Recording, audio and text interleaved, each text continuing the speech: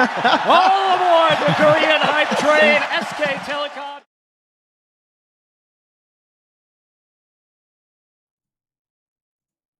All right. Oh no. Uh-oh, the illusion. It's being shattered. Just like my illusion of KT winning the world championship.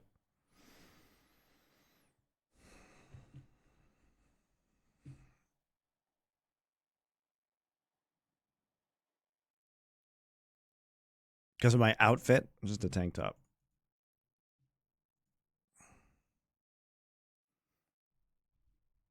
Moved to another house. Well, I moved to an apartment in Korea.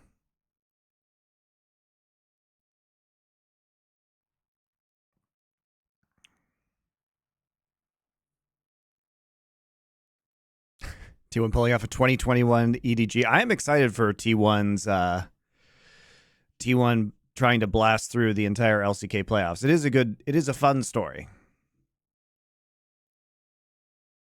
Are houses stupidly expensive in Korea? There really aren't houses. People just don't live in houses here. I mean, they do in like the countryside, but if you live anywhere urban, you just live in an apartment. Koreans prefer apartments. I don't know.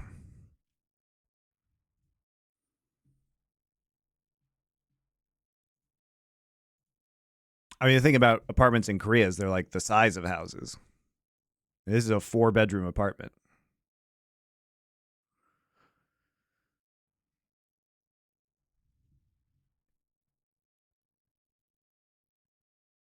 The houses like in Parasite, well, those are in Hanam, and those are only owned by incredibly rich people, like really rich people. Oh, there's plenty of space. There's plenty of space. So, for example, they just don't develop everything. You know, in Los Angeles, you have all these. So, for example, you know, the building I'm living in right now is a 45-story building, but all around it is like landscaped public space, playgrounds, you know, shops, restaurants. And so, you know, there's a lot more open space, right? It's not all these houses just jammed together. And then, for example, in Los Angeles, all the hills are just covered in fucking houses. You know what I mean? But in Korea, they just leave the hills and mountains alone so you can go hiking in them in the middle of the city. So even in the middle of Seoul, all the mountains are undeveloped. So they don't just cover every possible surface with fucking houses. So like you actually have nice landscape even though you're living in a giant building. It's just different, man. It's just different.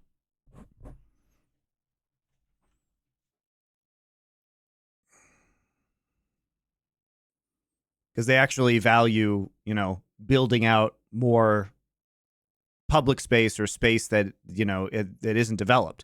So even in more, like I live in a more suburban area, right?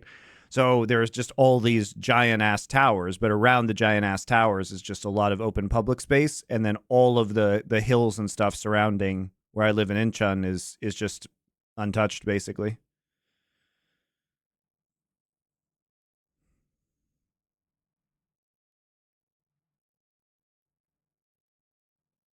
To be fair, in America, there's a lot more space, though.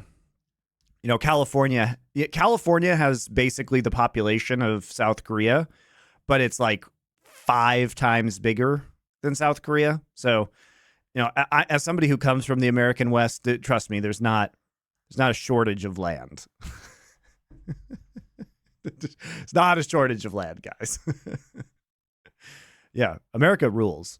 America is much prettier than Korea. Korea's, you know, is kind of just like one. It's not that Korea isn't beautiful, but Korea's just all the same because it's the size of Indiana. You know what I mean? Like California is significantly more beautiful than South Korea.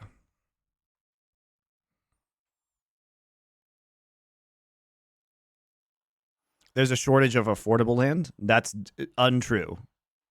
Where are you living, buddy? You come and tell me there's a shortage of affordable land in Nebraska.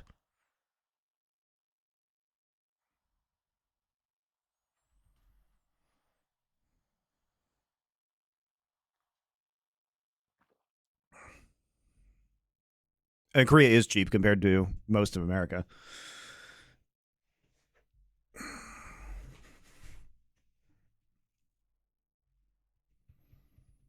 Anywhere in the West. Look, I'm from Colorado. There's plenty of land in Colorado, dude. There's plenty of land. Plenty. And it is really beautiful.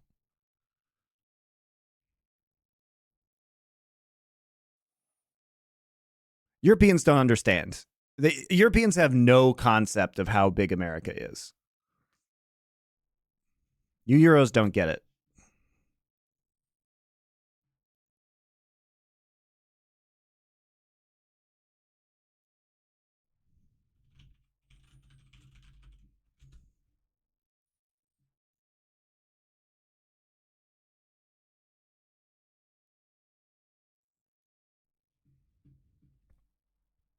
Like Europeans don't understand that you can drive for like 2 straight days at 85 miles an hour, and that's how long it takes to get from Los Angeles to my hometown in Colorado.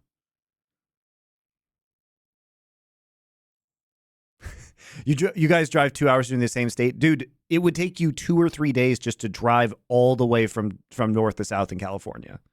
And you can drive much faster in America. So not in like Germany obviously has the Autobahn. You can drive very fast there. But, you know, England's a fucking joke in terms of its speed limits. Everybody just winding around going super slow.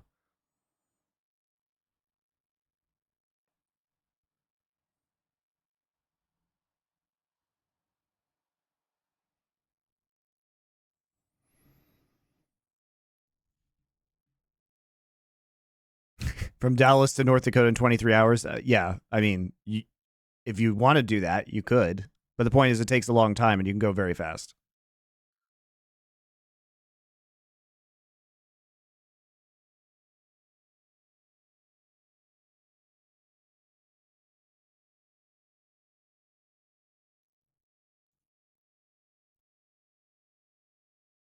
All right, guys, enough about this. It's time for bangers. This is a banger, right? Tell me it's a banger, guys. Tell me it's a banger. Proper banger. Okay, great. I'm glad KT played well. All right, no Rumble, no Nico, no Kalista, no Zaya. Makes sense versus Ruler. No Jarvan. Thank you, Black Beam. I appreciate you. They get a toss game for him. That's unfortunate. Well, it wasn't likely that KT was going to win this anyway, so we can't get too upset, right? Azir, we can get too upset about Genji, though. That was some hot bullshit. All right, so this is going to be a matchup-specific thing, the Zeri priority. It's because Ruler and Aiming both have insane Zeri priority, which is unusual in this meta, but it's because they've been able to like hyper carry late games, and especially Ruler, even after all the nerfs / changes to Zeri, he's still able to do a lot of damage in skirmishes kind of in the early and mid game to get Zeri ahead. So if you can actually just pilot Zeri through some of the early game lane bullshit, it'll be all right. Aphelios a little bit interesting here. Aphelios Sejuani, you got to feel like this is setting up for a possible Renekton here. You know, this is probably setting up for a Renekton or a Jax, right? See what Knight ends up picking. Yep, Maokai still up. Kanavi less of a Maokai enthusiast than Tarzan, though. Okay, Rakan. I think Missing has a crazy win rate on Rakan. You get 80, 90%, something like that. Not to say that that's significantly different from JDG's overall win rate, right? They probably have an 80% win rate as a team. 87% Black Beam. Is it impossible for Korean teams to win Game 5s? Apparently. Unless you're DRX versus EDG last year. Reverse Sweeperino. Okay, so Jax is correct. Are we going to ban Gragas? Please ban 369's Gragas. Oh, we're pinching Kanavi's pool instead. Interesting. Okay. Lulu, finally! Finally somebody does it. I've been waiting for this like for the last week. We've been talking about Lulu for the last week. Finally, thank you. Thank you, God. Where was Lulu this whole time? Looking at you, fucking Genji. Okay, Renekton. All right, Rel. So big ass tank line here. Good engage with Rakan and Rel. You know, pretty standard. You've got a couple lanes depending on what KT picks here. Akali. Okay, so you have 2 pushing lanes, likely early on with Renekton and Orianna. Bot lane might be a little bit rough early, so it should push out. And the question is, can we get some Akali action on the map here? Yeah, BDD is that's not normally.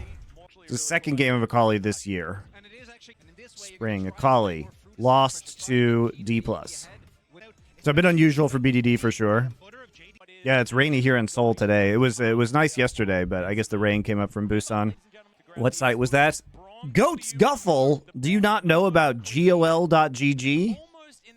Well, let me tell you, Games of Legends, GOL.GG, is one of the most important sites you can do, and the other one is Oracle's Elixir. Hurrah for stats. So you can switch between players here, so you can filter by position. Oh, look at this. Who has the highest top lane KDA? It's Zeus. Who has the highest kill participation? Adam, not surprising. Who dies the most? Oh, Keen. It's not a good look for you, buddy. Who has the most absolute deaths? Also Keen. Yee. 23, 36, 63. Not a very good stat line there, Keen. He is high in DPM, though. Yep, the Shy up there. Our good old buddy Oscarin. And the thing is that at least the Shy has more kills than deaths, right? Keen still has a pretty decent KDA, though. Good old Summit. Who could have guessed that Summit would have lowest kill participation among top laners? The man who doesn't know how to use teleport. What a surprise. What a surprise. What a surprise, guys. Have you gone to any Worlds matches? Nah. There's no point, really. Also, I don't even know if I'm allowed to. I don't know if I'm banned from attending Worlds. But it's far away from me because I live in Incheon. And they're in Busan right now, so I'm certainly not going to fucking go down there to do it. Plus, the viewing experience is not good. And I don't really care about being there. Why would I be banned? Because Riot hates me. I mean, I would ban me if I was them. Let's just put it that way. There's no upside to having me there. Because I would pull a stunt, you know? I'd try and get on camera. I'd have a sign. I'd flip it around. It would say something they wouldn't like. I mean, I don't play nice by them because they're douches. So I would be up to some shenanigans for sure. The shenanigans would be afoot.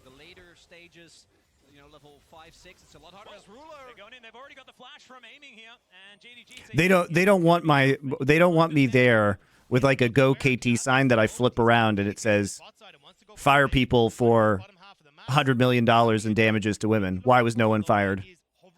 They don't want that. Yeah, they don't want the justice for Danny sign. They don't want that. All right, let's talk about this game. Vertical jungling happening early. Pretty passive early game for KT. They're playing. Looks like they're very intentionally playing back, just due to the nature of the vertical jungling that's going on. Yeah, I mean they don't like me telling the truth. All the Riot employees too are giga deluded. You know how you can work for that company and think that any of the problems have been solved when no one who was responsible for them got terminated or removed from their leadership position is just insane, Cope. Like insane. So literally all the people that the U.S. government demanded the company pay $100 million in damage for are still there, and you think something's changed. What a fucking joke. Do you have any idea what Riot will be changing? I think there'll probably be an additional international tournament. I think what Riot will do is they're going to kind of switch to a different structure for next year where there's an additional break, like where Rift Rivals was, you know, kind of in the time after LEC Winter. And I think there's going to be some sort of international event. I think it'll probably be a regional-based one, so I think it'll be like Rift Rivals. But we'll see if they do anything. That's just my based on the information I have, I think that is my safe speculation, but I would not say it's 100% confirmed.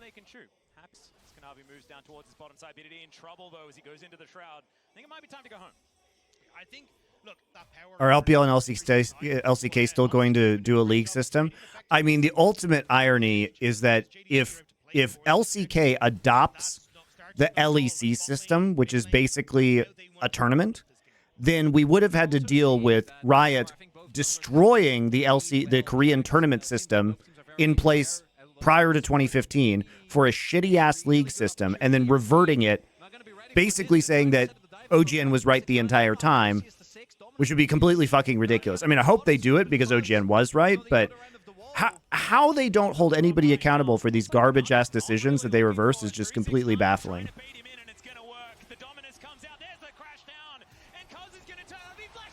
Oh!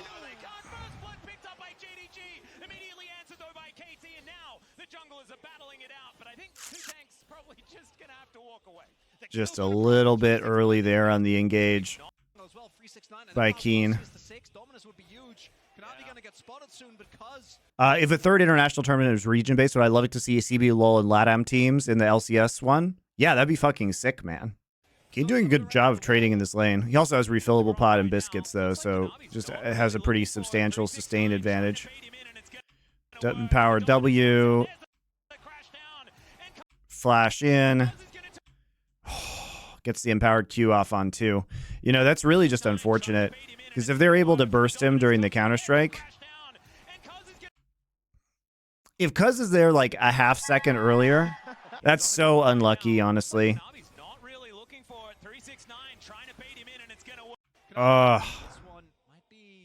It's a good gank. It's good pathing. It's good pathing by Kanavi because they have the ward in the brush. So, you know, it's an unexpected angle, but honestly, there, damn. Like, he's literally... He's literally like one auto. If Cuz is there just a tiny ass sooner, then they just get the kill. And they probably kill Kanavi as well, honestly. Insane that there's literally zero consequence for EG destroying Danny's mental. Yeah, but why would there be consequences, guys? Why would there be consequences? Riot can't have another scandal where revolving around a woman, right? They can't publicly punish a woman with their current level of PR towards, you know, treatment of women. So there's never going to be a resolution. They have been investigating this for almost a full year. Richard Lewis released everything that happened. Riot knows this. They're never going to punish Nicole LaPointe Jameson. They're never going to do it. What do I Google to read about this? Look at Richard Lewis's Substack. He has a series of hilarious stories about EG. What did Nicole do? What did EG do to Danny? He was having a very severe mental health crisis. And it was extremely obvious because he was having like emotional breakdowns after winning on camera and looking extremely stressed. And we found out later that EG management ignored the coaches who were begging them to pull Danny out of the starting roster because they didn't want to tank his trade value because they were trying to trade him to another team while pretending he didn't have problems. And they forced him to play. He went home and he was medically malnourished. The whole thing was so fucked up, man. But it's okay, guys. I get banned for doing nothing. But Nicole LaPointe Jameson doesn't get banned for that. Insane. There's also something we haven't touched on yet. Is the fun for the Orianna. Certainly does. Let's see. Kanavi's just walking in. He'll steal that away because Shattering Strike is pretty broken in that moment, and KT could do nothing. Yeah, can't outplay. Yeah, you need to make sure that he doesn't get What a baller, Kanavi. Yeah, timing around Q Smite is very difficult. It's a good play by Kanavi. Listen, the Irish guy barely able to speak English. Oh, I love Dagda. I think he's great. I'm biased, though. I lived in Ireland. Going aggressive. Ruler dives in, but he will get slowed down by the Glitterlands, buying some space here by Lehens. Really nicely disengaged by KT. We'll back away. This is pretty actually dangerous for KT. I mean, this is a very strong 3v3, especially with a Renekton at level 8. Backflip landing as now Keen will turn up. Knight in a bit of trouble as I mean, that's an extremely good engage, though. It's an extremely good engage onto Kanavi. They go into the choke point versus Sejuani ult in Counter-Strike. Still has flash, though. BDD able to pop over the wall. Yeah, no shockwave. Guess they use shockwave in mid lane. It's some pretty huge timing, at least from KT, to realize that. Good eye. So ult advantage. It's probably the only reason why KT takes this fight, honestly. If it was any actor you want to cast in the World Finals, that famous Russian actor Sean Connery. I know his performance as a Russian in The Hunt for Red October was truly inspiring. Totally didn't just have a Scottish accent the entire movie. Do I believe in the Golden Road? I believed in the Golden Road the entire time, guys. I said JDG was a massive favorite coming into Worlds. They're probably the biggest favorite coming into Worlds in many years. Many years. They are overwhelming favorites coming into the World Championship. Not wanting to overinvest, missing his here, but so is Lahenza with 369 being sent back and not completing his back yet. Looks like the Herald is in. Dude, I fucking love The Hunt for Red October.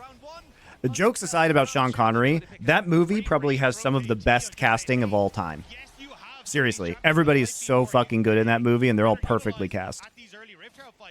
What a banger of a movie that is. Going aggressive once again. There's the dominance, and Kanavi's going to turn up. Let's see how this fight is going to work. Great ult comes through from Cuz. Wow, what great top lane fights this game. Oh! It doesn't work. We've seen this before in the last gank play, and once again, the tanks just walk away. Dude, the meat grinder top lane is actually insanely entertaining this game. Just sucks that Keen's not getting any of the kills. He's playing well, too. Keen's playing super well, guys. You guys, everybody hating on Keen. He's playing this really well. It's just like the timing has been just slightly off. JDG is not beating T1. Oh my god. I mean, if T1 runs the LPL gauntlet, it's going to be so epic. It's the hype as fuck. I do think they're going to beat LNG tonight.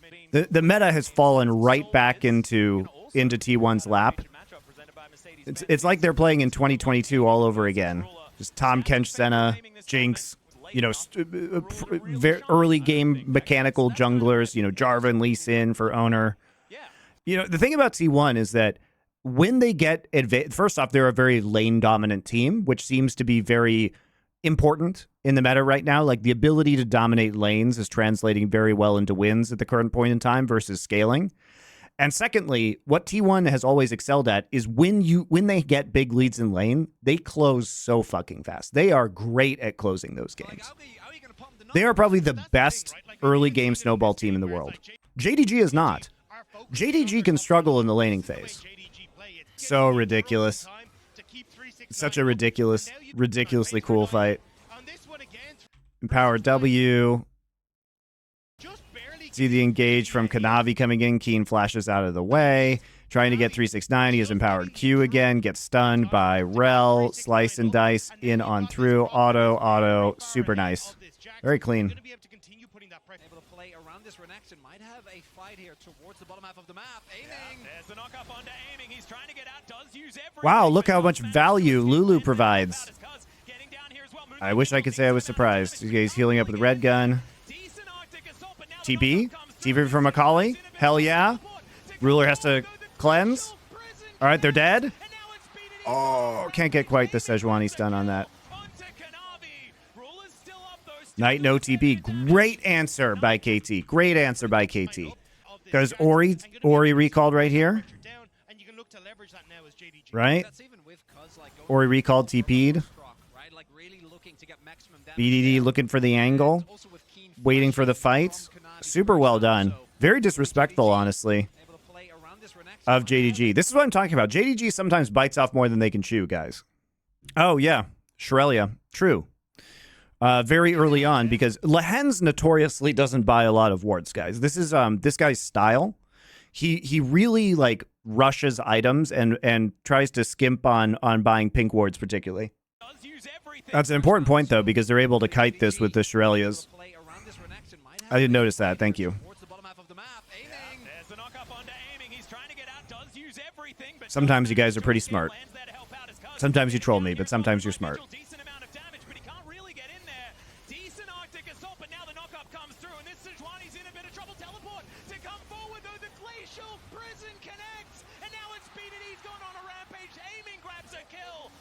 That was all very good for KT. KT playing really well this game.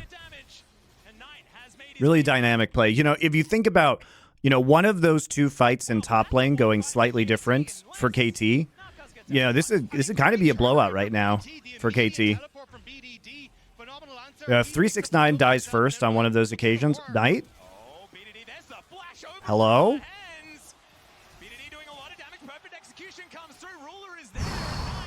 Lucky. Knight has been underwhelming. Knight has been pretty good. We haven't seen we only seen what, 9 games from Knight so far. That being said, having control of Drakes is one of those prerequisites if you want to be able to play 1-3-1. Generally, as Rift Herald is just going to get executed, and that is no fucking terrible Rift Herald. Are you joking? You know, they're all 5 there. You have a split push set up. Like, what do you? Hello? Hello? Walk here. Rift Herald goes here. Come on. Do they know they're all there? Okay, so literally Cuz sees them.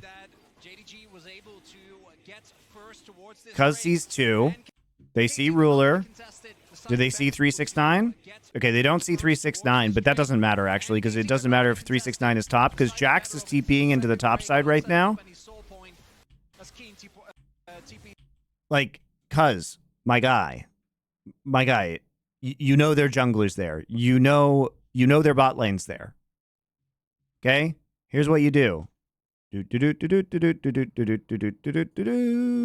Drop Herald, get Jax a bunch of gold. Yeah, sort of playing into that 1-3-1 style like you guys were illustrating earlier. Like, this tower is full HP. So, it's so actually annoying, guys. This is so actually annoying. You're not even going to take that tower. Okay, just ask yourself, what happens if we get the charge off? Fucking nothing, because they're all there. Actual trash. Like, hey, guys, question. Should we take this turret in the top side for free and get some damage down onto the tier 2? I mean, they get the top turret anyway, but you actually probably could have... The thing is you could have gotten that faster, and you also could have gotten a bunch of vision into this side of the jungle and gotten some damage onto the tier 2, which is actually going to set up Jax in the split push later, because the Jax is doing fine. You know, Jax has Sunderer now. He's doing okay. Do you think T1 can win with Faker being a liability? Here's the thing. We don't even know how much of a liability Faker is, because he hasn't really... His team is doing so well, and the macro decisions they've been making in the early game are so good that he hasn't been exposed. And he can play at least 3 champions, possibly 4. His Sylas game was a little... He didn't have to do anything. I'm not going to say it was bad. He just didn't have to do anything because they were clapping Cloud9 so hard. But he can at least play Azir, Ori, and Nico. And that's enough. That's enough. I mean, you could try and ban him out, but then you're just going to leave power picks up for fuck. Like, are you more worried about Broken Hand Faker playing Azir, or would you rather have Gumayushi and Keria play Lux Caitlyn? Now, you tell me what you're more worried about. I'm more worried about Lux Caitlyn, I think. He's been on Yone, Akali, and Sylas duty in solo queue. I mean, we'll see. I mean, I hope his hands are better. Woo! Fancy. BDD. Gets charmed, but he already buffered. Then he flashes and he's out. Beautiful. He's got fleet footwork too. It's gonna be hard to catch him. How did he break his hand? No, he didn't break his hand, guys. He's not Oscarin and, you know, punching whatever he punched. He just has, I mean, he's just been a pro gamer for 10 years and has repetitive stress injuries.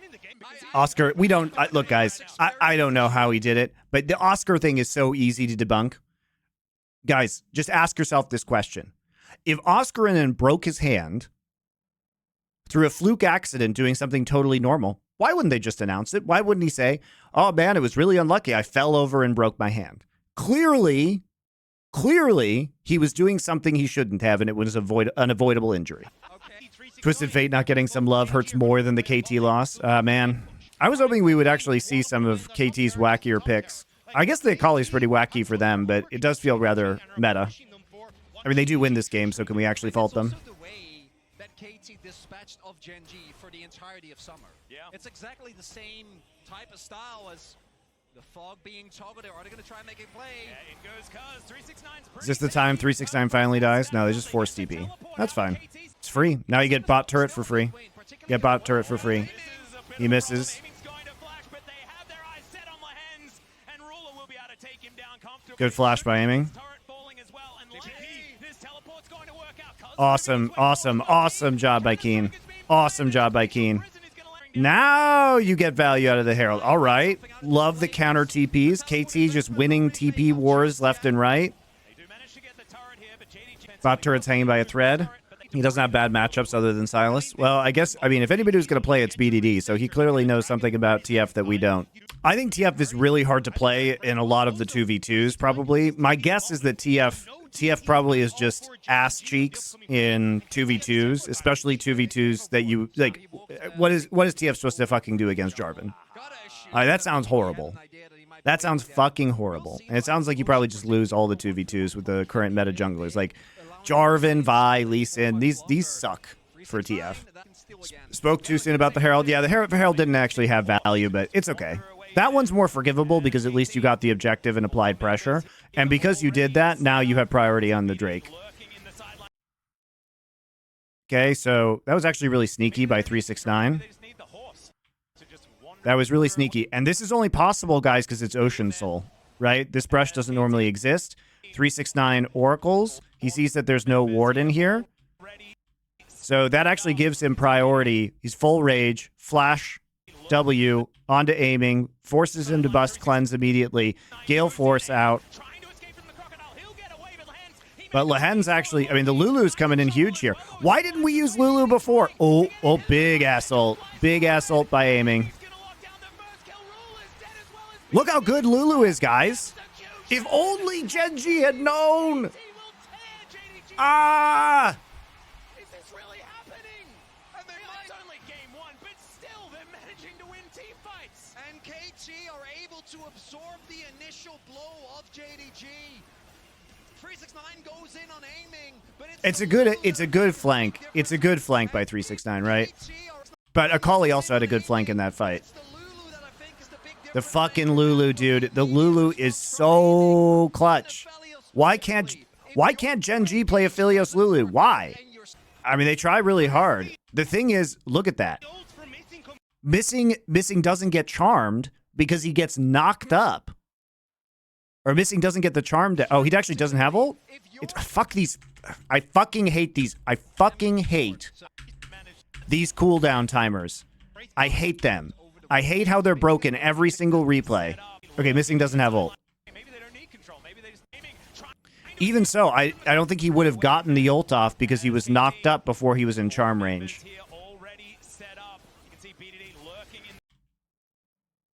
Because they know he doesn't have flash, guys, but he still has Gale Force, right? And I don't think Missing charms him even if he does have ult here.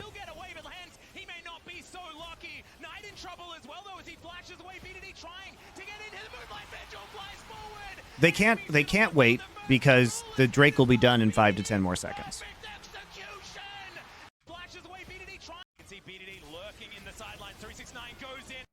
It's really good peeling though from KT.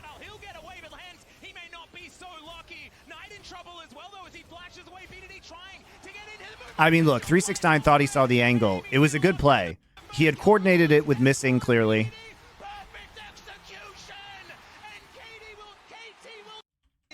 Like, he saw flashless Aphelios and he went for it. Why can't Genji play Lulu? Well, that was my question yesterday. Totally sick. Aphelios ult by aiming, though.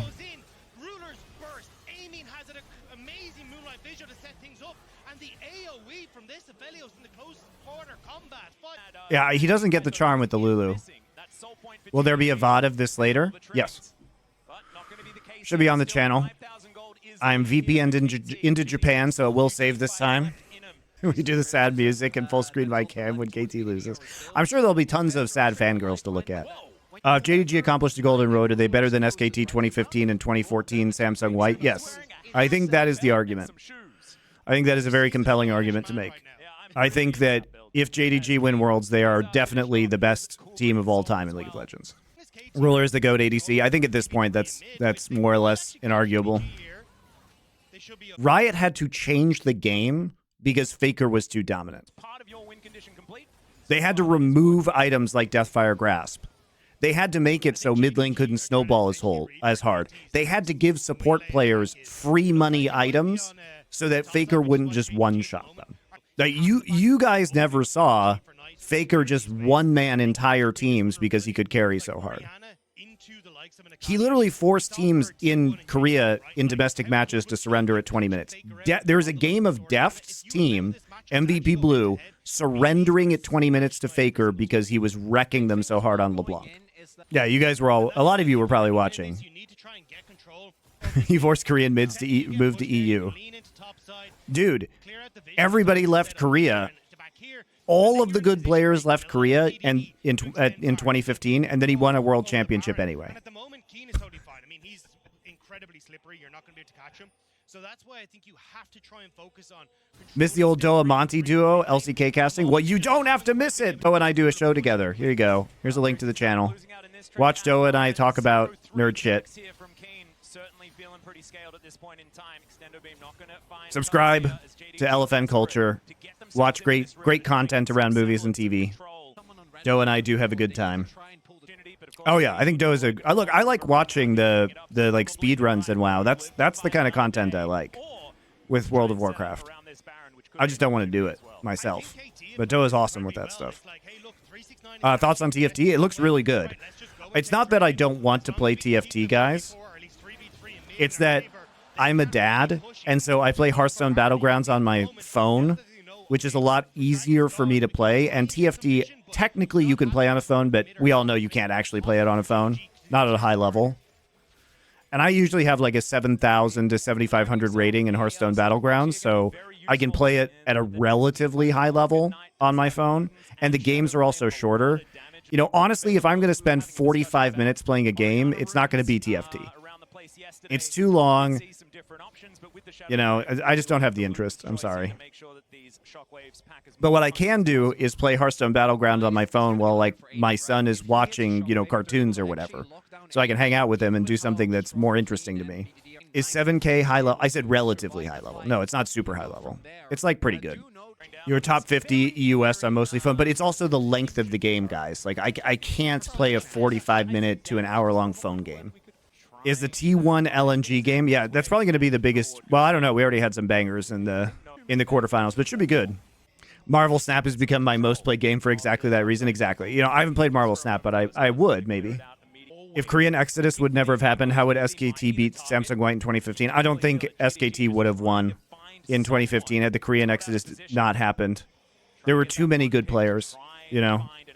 2014 was the highest concentration of League of Legends talent in one region ever.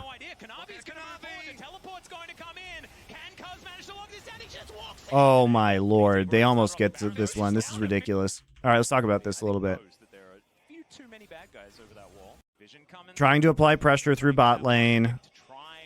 Jack's actually just TPing from base. There are weird TP, but okay.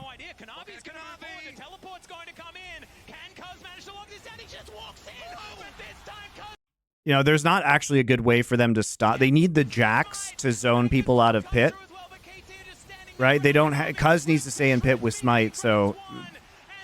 That's lucky.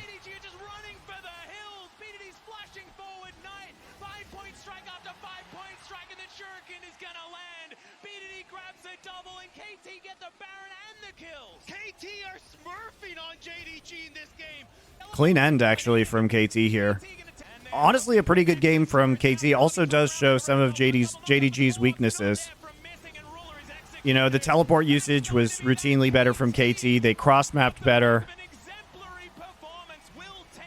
Very nice game. Did you bet a full unit on LNG? I bet a full unit on T1. I think T1's going to win. What's your favorite Kurosawa Shakespeare adaptation? Either, I think it's Throne of Blood, but Ron is also very good.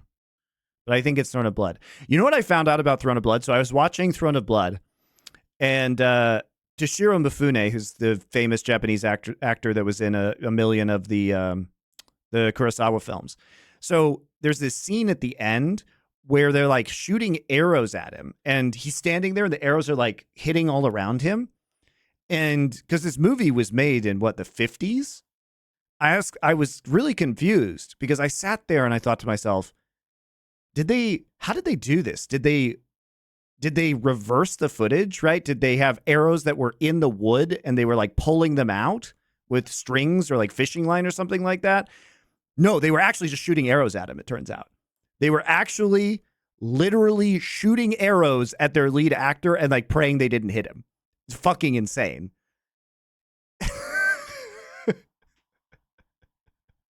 I was blown away. Let me see if I can find this film scene so you can see it, because you'll be confused. You'll be like, how did they film this?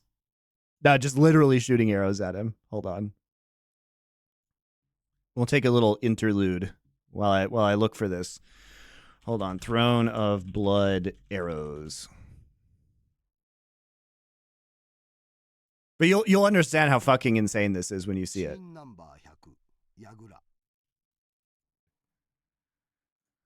Hey friends. Ew, what is this? Go away. Genuine fear, not acting. Hey, you know, the best way to have your actors act is just to inspire legitimate terror, right? And that's the kind of content you only get on Montecristo's stream, guys. Which Kurosawa adaptation of Shakespeare is your favorite? And also, here's some interesting facts about the film. Here's some Kurosawa. Now back to League. Valley Girl reviews of Seven Samurai. Wow, they really have it all on YouTube. That's right, idiot. All right, let's watch the second game in the series. All right, KT, JDG chooses blue side after losing. Same bans. Sejuani going to be banned out here. I think they just realized that the Sejuani, I mean, this is the Cuz special. It enables Keen too much with too many of his champions, Jax, Renekton. It's easier than just banning out those champions.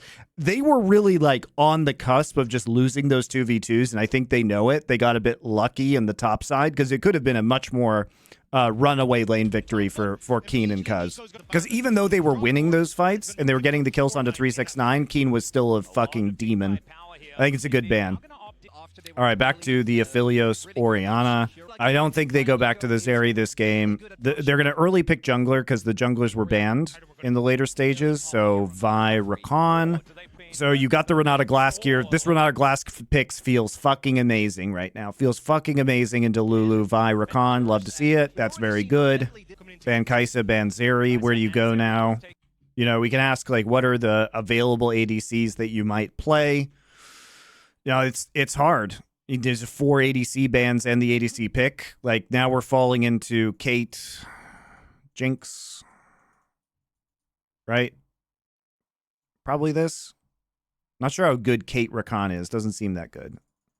Jinx, though, because once you get the grand entrance, you can, you know, Jinx trap out Poppy. Poppy's not really a Cuz pick, but it is a Keen pick. The thing is, if you're going to pick Jax, Keen has played in summer Poppy top. It was his first Poppy top game ever, but he did very well. Particularly comfortable in that last matchup. Maokai? Maokai is also up and available, but I think, okay, well, yeah, I'm just going to immediately go for the Viego. I wants to try and have these. The thing is if you have objective priority, this comp is amazing. Because the counter engage, you can control chokes very well, and the counter engage from Aphelios Renata is great, and once you start getting kills, the snowball from Viego is fabulous. Sivir possibly too, yeah, true. At least you have longer range, so you could potentially, you know, get out of the Renata ult that way. Blind Aatrox. R5 Renekton, it's kind of whatever. I wish this had been a Renekton pick for 369, so we could have seen the Quinn. Where's the Quinn? R5 Quinn. What's my favorite Kurosawa movie? Yojimbo. But all of his movies are bangers, man. Rashomon, Throne of Blood, Ron, Yojimbo, Sanjuro, fucking Seven Samurai, obviously. Hidden Fortress. All bangers. All bangers. Is Rashomon overrated? No. Rashomon was fucking genius at the time. Changed film history forever. Thoughts on Haruki Murakami? I've only read the Wind-Up Bird Chronicle. My wife really likes Murakami, but he's not my favorite author. I mean, he's good, but It's not really my jam. Let's just I'm less about the kind of like magical realism authors. I just want some good old-fashioned Cormac McCarthy ultra-violence, you know? has had some ups and downs, most definitely. If they kill aiming at that drag, JDG just rolls KT after. Well, okay, but if you want to do those hypotheticals, so first off, the Lulu pick was really good. Second off, it was really well played by aiming and Lehens. Third off, I could Uno reverse you and say, what happens if they win those very close team fights in top lane and Keen's Jax is mega? You just finished reading Blood Meridian. Yeah, that book is one of my favorite books ever. It's McCarthy's best book. Although the Border Crossing trilogy is really good too. All the Pretty Horses, The Crossing. The Crossing is the best book in that trilogy, and Cities on the Plain. Was your first book of his? Oh, that's a little rough. Blood Meridian's a very extreme experience. Blood Meridian is tough, man. Also, by the way, low key, you guys should watch The Counselor, which is the film that the screenplay was written by Cormac McCarthy, and it's directed by Ridley Scott, and it has an insane cast. It's like Matthew McConaughey, Brad Pitt, Cameron Diaz. Such a good movie. Critics hated it. Some of the funniest criticism I saw was like, it's too much like reading a Cormac McCarthy book where the characters just monologue forever. It's like, that's exactly what I wanted. It's also really fucked up. Like, it's very dark. All right, let's take a look at the setup for this.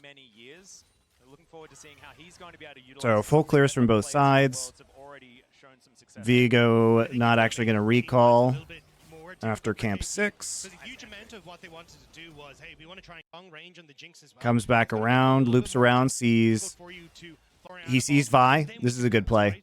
Cuz has been really good in the early game of this tournament, dude. Like, I don't know if Cuz has just hit a new level, because we always kind of expected Cuz to turn back into a pumpkin, but he's just been good this year. I don't know, he's just been good, guys. He's been really good. Look at that.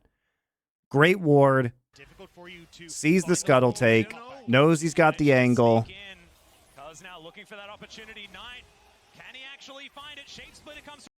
Waits till the clone is used. Goes in. Easy. Yeah, it's a clever gank, right? He thinks he's safe. And he probably thinks, because they know the jungle path, right? He probably thinks Viego is on top scuttle. So a very clever gank. Cuz has been very clever in his like first clears and first ganks so far at Worlds. When was that ward placed down? Oh my god, Cuz? Hello? What a baller. Gets that ward down. Then he sneaks in another ward to protect Renekton? This guy's brain. There's no point in not knowing.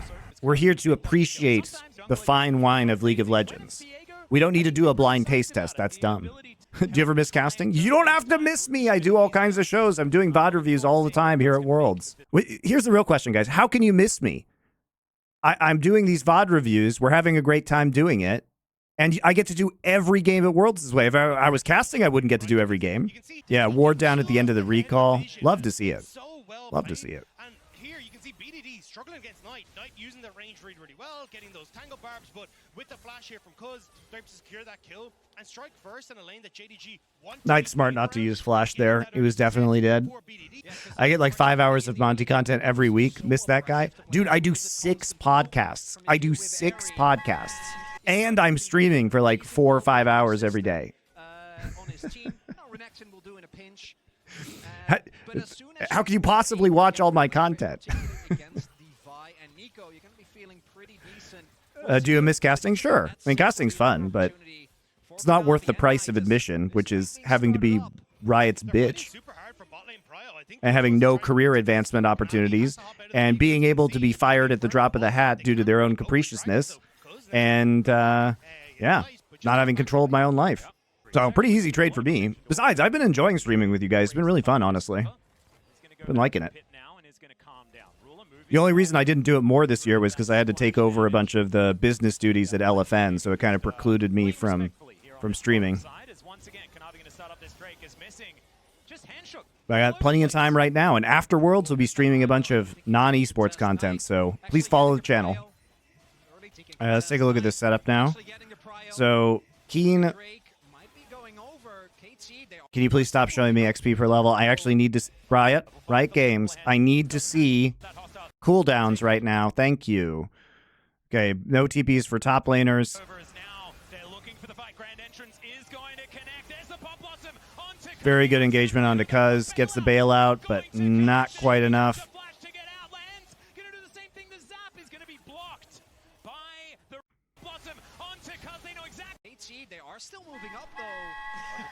Thank you, Champion TKD. I appreciate your subscription.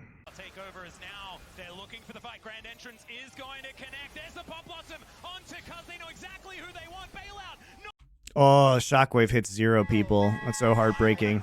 Thank you, Jopkins27. I appreciate you. The pick on Viego is pretty brutal. Kanavi also does a very good job of aiming low. All right, he thinks he's going to get 2, but he gets 0. So that's a bummer.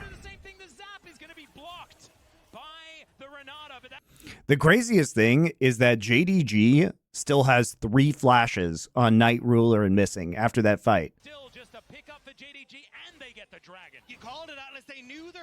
Did you do the podcast about Fall of the House of Usher already? Yes, Doe and I did that. Here you go. It's right there. BDD moved the ball right before Shockwave. Yeah, I mean, it was not a good, it was not a good Shockwave. So he moves the ball over there, so the ball is currently here. Shielding, aiming. And then right there, that's where the Shockwave was. So it's W, Q. I mean, it doesn't look terrible, right? He's trying to get it in this choke point, but I think maybe you move it over here instead. It's not good. So big summoner spell advantage now for JDG. This is going to mean they can probably make another play around Herald. And this is what JDG does really well, guys. This is how they play the game. They play the game around cooldowns and those timings. So if you give them these advantages, this is where they start to run away with it a lot of the time. Is Fall of the House of Usher worth getting my own Netflix for? Do you like Mike Flanagan? It's worse than The Haunting of Hill House. It's pretty good, but it's not as good as some of Mike Flanagan's other stuff. Found it through a channel that Annihilation has a movie. I haven't read the book, so I can't answer that question for you. The movie's pretty good, though. Yeah, The Haunting of Hill House is fucking amazing, I think. And I've heard Midnight Mass is good. I haven't seen it yet. I'm going to watch that soon. It isn't a Midnight Mass. I've heard Midnight Mass is better as well. Look, here's the thing about Fall of the House of Usher. Do you like Poe's short stories? Because for somebody like me, who is an English major, who's read a lot of Poe, it is fun to watch the way they weave the stories into the show. Right? It's really fun to see how they kind of do the modern spin on them and how they link a bunch of these stories together. Because obviously the stories are not part of one narrative when Poe does it, but they put them all in one kind of plot line. So that's fun. What's less fun is like it gets super preachy about capitalism and treats you like a fucking dumbass when it comes to the themes, and it's just really overt and just kind of hits you over the head. And so the best parts, I mean, you can watch the show that I do with Doe. The best parts are like kind of they're the gory bits, like the fun use of Poe stories, it's like revenge porn against rich people a lot of the time, which I find very satisfying. You know, it's pulpy, it's fun, but there's some really big downsides to it in that it like overreaches in terms of its actual themes and impact, and is like very preachy, which is super annoying. Starting with, of course, the Shockwave in this mid lane. Knight taking a lot of damage. Cuz also lurking around the side, but it looks like Knight will just be able to walk his way out. No flash needed.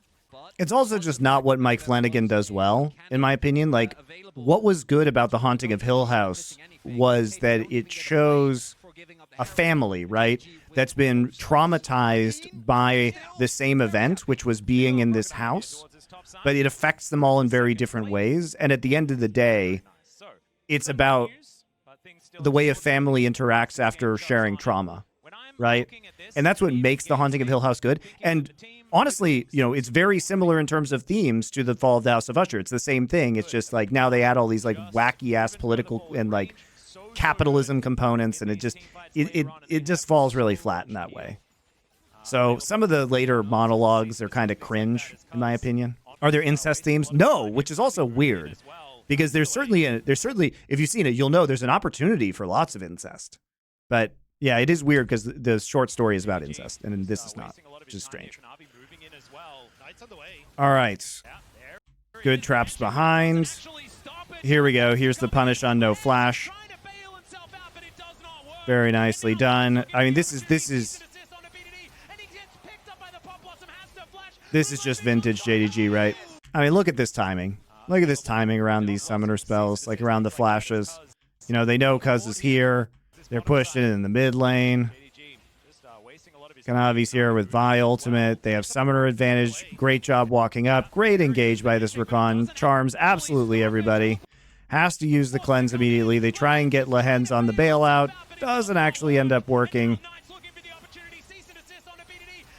You just have to walk away from that. KT's kind of foolish, I think. But it's a really good play, and this is all predicated around the lack of sums on aiming and Lehens.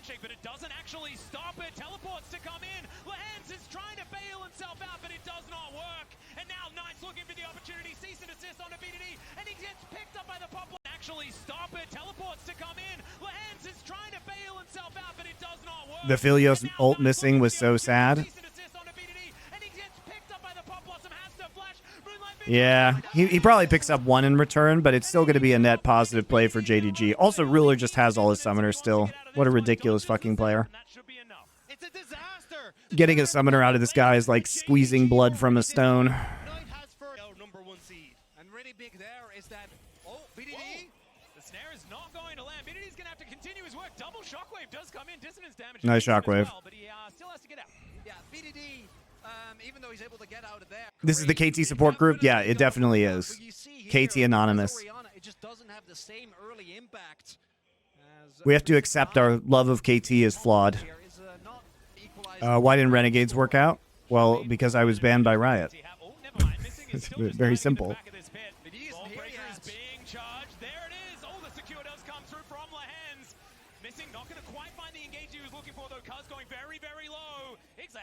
This is going to be a big one, but the fight is still going. Keen turns up. Missing's trying to get out with the grand entrance. Keen, can he find it? Oh, man, there have been such very close calls that have gone in favor of JDG over the course of this series. Keen sacrifices a lot in the top side, too. These are trying to equalize the Dragon score. Should mean with the man advantage that KT have. Oh, never mind. Missing is still just diving into the back of this pit. Ballbreaker is being charged. There it is. Oh, the secure does come through from Lehens. Missing not going to quite find the engage he was looking for, though. Cuz going very, very low. It's a Hex Soul. This is going to be a big one, but the fight is still going. Keen turns up. Missing Unreal that he with the grand entrance. actually lives through this. Oof. There's a really big cooldown as BDD. Kanavi trying to get on top of him, but not. It's a very good setup because they knew Cuz was there for so long. It was sloppy by KT. I think he was just trying to cover, but when you know they're there, you can't actually commit like that. Who do I think is the best mid in the world right now? Probably Scout. Any thoughts on the discrepancy between LCK and LPL? What's the discrepancy, guys? What's it? Weibo got into semis without ever beating an Eastern team one time. The format is dog shit, guys. Why is KT being drawn into JDG, whereas fucking Weibo and Energy play each other? Like, KT's playing well this series. JDG played a very, very close series against BLG. If Gen G had had a slightly better read on the meta to start the series and didn't, like, int draft in the first two games, do you think they would have lost? Probably not. But it's okay. We can pretend that the bracket is everything and that perhaps, you know, well, the format didn't matter because you guys just fucking love Swiss for some reason. Great format, guys. Great format. Can make to semifinals of Worlds without ever having beat a Chinese or Korean team. Super good format. Top 4 team in the world, definitely Weibo Gaming. Do I think Swiss was a downgrade from groups? No, it was a slight upgrade, but it's still horrible. Volumes of what Chronicle was just saying, the fact that, well, Kuz can't really be that front line, but can do damage if he finds Kanavi. Yeah, Kanavi not taking that much just yet, but Lehens is in Kuz's back pocket. 369 has caught out Keen. He's trying to get to the team fight to help out the rest of KT. Something we haven't discussed really yet is the fact that we are looking at a Hextech Rift, both for like champions like Aatrox and Nico and the Renekton. Can be a really big boon as KT are looking to contest. Yeah. Yes, the international format would be a massive upgrade. KT, Lehens looking for the avenue, doesn't get it with the handshake. As they're giving up on Terrible Renata ult. It's a 5-man unit here from KT. Lehens looking for the avenue. Also amazing Nico ult, right? Absolutely insane Nico ult. Great flank, great setup, but you still have this tier 1 mid lane up, so they're able to get this flank off. But also, like, Lehens, buddy, that is fucking terrible. You don't ult when they're not in the choke point. Like, they're done being in the choke point. You wait for the re-engage. The way you play Renata Glask with the composition that you have if you're KT is that you have to wait for them to re-engage, right? You need them to commit. Otherwise, this doesn't do anything. If you overstep and they get a flank on you and you've already used your Renata ult is just over. She's a counter engage.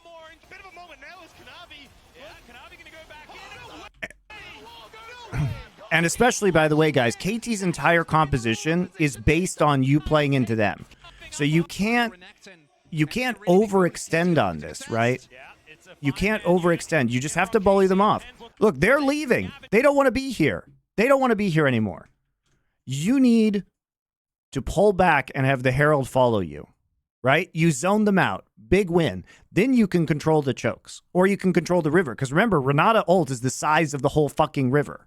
You're standing on a pink ward. You know the TP just came through. They have a turret in mid lane. You have to make them walk into you. So at this point in time, if you're playing this kind of composition, you do not have good engage. You have no engage, basically, as KT. What you do have is you have counter engage. So you have to realize that. And once they back out through here, you need to just calmly pull back, clear this ward. Right? It's a great play by Knight, though. Great play by Knight.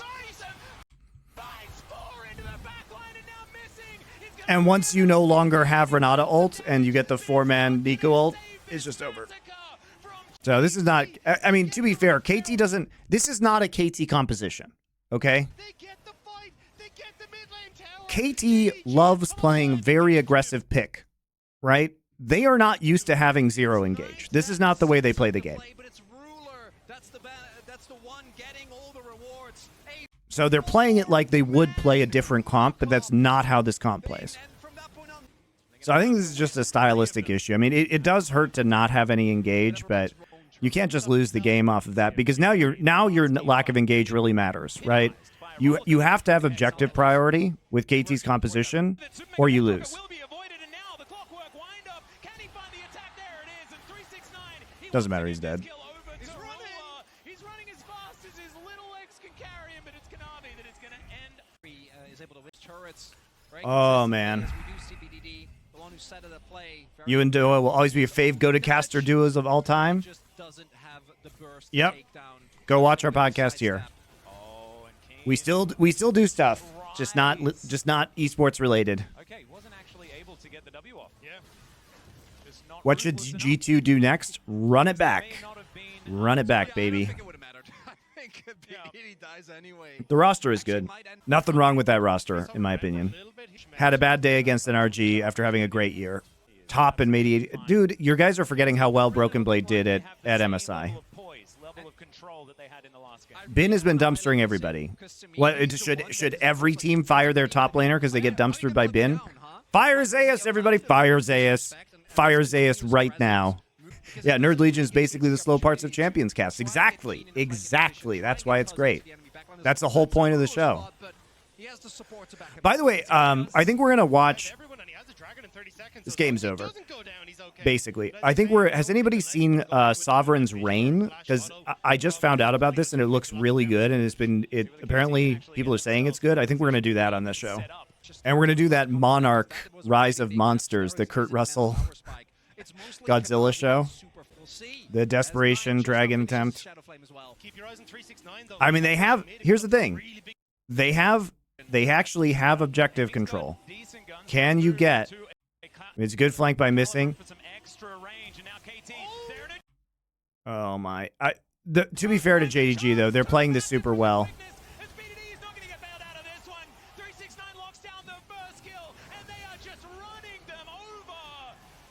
This is how you handle, you know, this is not how Gen G was approaching the Renata Glask fights versus BDG. Partially because they didn't have the composition for it, obviously. You know, having the Nico and Aatrox able to flank. But there's no good ult here for Renata. And that's just an exceptionally good grand entrance by Missing. I mean, look at this. They're attacking from 4 different angles. This is beautiful. Look at this. Right? How do you get a good Renata ult? So... that's just beautiful, though, right? Aiming's got decent guns, does move to a Calibrum for some extra range, and now all the advantages are just denied here. Decent guns does move to a Calibrum for some extra range. Ults, flashes in blind, grand entrance straight into the Vi Q, straight, and they try and stop this. I mean, he does get the ult off, but obviously much too late. The combo with the Jinx ult too good. That's such an exceptional setup from JDG. I mean, I agree with KT though. That was their best chance. They actually did have the positioning that they needed. But JDG, too good at setting up the play. Keen TP was so late. Dude, what are you gonna do? Game was over. It was the Hail Mary. KT engage on the Rakan and not funnel into the... There's no winning play here, guys. I don't see how you can engage onto the Rakan. I mean, they don't know where a bunch of people are. I mean, for all they know, Knight is there too. You know what I mean? Like, as far as they know, up until this point, Knight is just standing behind Missing, right? Knight could also be here. I think it's really hard when you don't know where the Nico is. This game was already over also. It was a quadruple angle. It was literally one of the most perfect pincher plays I've ever seen in League of Legends. Perfectly timed, perfectly executed. Why don't I become a coach, Monty? Well, now there's no more money in coaching because nobody has any money in esports. So probably not a great time to start now. Second off, because I don't like my life being dictated by the whims of 18-year-olds who may or may not listen to me. Sounds extremely tiresome. I like to be in control of my own outcomes, not beholden to whether a teenager is going to have a hissy fit and throw a game.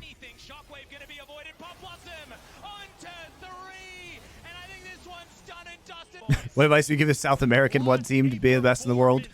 There's no hope because you guys can't get into a major region. It's not like Counter-Strike where the LG roster, you know, could come out of Brazil and go and participate in North America and play in a bunch of tournaments with the best players in Europe. Riot has invented a system where it is basically impossible for many teams to get the practice necessary to become the best in the world. 10 minutes in Monty stream for the first time. I've already heard several statements that have made me say, amen, brother, internally. Monty's always right, man. Monty's always right. All right, KT loses, picks blue side. Do they force the Xayah here, or do they first pick the Xayah? Jarvan and Renata Glask ban. Smart. Don't want to save that for R5. I'm getting more on board with the ban Renata on blue side train here, just because if you do, it it handicaps your own drafting, because if you want to draft a bunch of melee champions, then it gives them too much of a good pick on R5. You may not have to actually ban it until the second round of bans, depending on what your strategy is. I like the Sejuani ban a lot here from JDG. I think it's really effective against KT. Okay, Zaya first pick, yes. Rakan and Ori. BDD Azir, all-time classic. Now you're going to have the Nautilus. Remember, Nautilus was banned out the last game, so you actually couldn't have the lane counter. Blind Aatrox was pretty effective from 369 in the last game. No more Viego. Remember, Cuz is a Wukong player, too. Cuz is a Wukong player. Little bit weird to see the Poppy here. I just don't think they're going to play a lot of Poppy jungler, KT. And when Aatrox is picked, they're not going to play a top lane either. Sivir. Vi still available, but they're not going to pick it. They're just going to play Rel jungle. So actual engage this time between Nautilus, Rel, and follow up with the Jax. So much more of a traditional composition. I think the comp they played last time was just not KT style. I think it's, first off, I think it's hard to play that composition in general. And there are certain game states that have to be true for it to be effective. Like they have to continuously have objective priority, but the way that they were playing it, the way they were throwing out their ults, like compare the difference between the games, right? How did KT win game 1? Really very excellent use of teleport, you know, getting advantages within the lanes, and then kind of punishing poor TP use by JDG to play man up. Basically, they were playing picks in the side lanes. This is the bread and butter of KT. All right, Wukong for Kanavi. Not surprising, one of the all-time great Wukong players. How Elephant works with Dom and Degon, they own part of the company. As Andrew here, Hibjib, is saying. Andrew also owns part of the company. We all own part of the company. Everybody. It's not just talent owned, it's also staff owned. Everybody who works for Elephant owns a part of Elephant. Does Riot have to approve who can and cannot co-stream Worlds? Yep, they sure do. How badly did I take Flashpoint not working out? I mean, Andrew worked for him too. It's a pretty big bummer, but it's kind of, I mean, it wasn't surprising. The pandemic really destroyed us. It's very, very difficult, but it's a bummer. However, I have to say I prefer doing this. Timing was unfortunately very bad for Flashpoint. We got a couple days into our very first event, and then the pandemic started, and we got ruined. All right, nice proxy here by Keen. Very nice punish when they know early pathing. Super annoying to deal with, as Aatrox does set up a possibility of a plate after first back. Cheater recall, basically, off of fourth wave. Overwatch 2 flopping. I mean, the World Cup was going on today, had very good viewership at BlizzCon. Had better viewership than LCS, consider that. I sort of resemble a toad, but in a good way. I like how you're trying to turn that into a compliment for me. Thank you.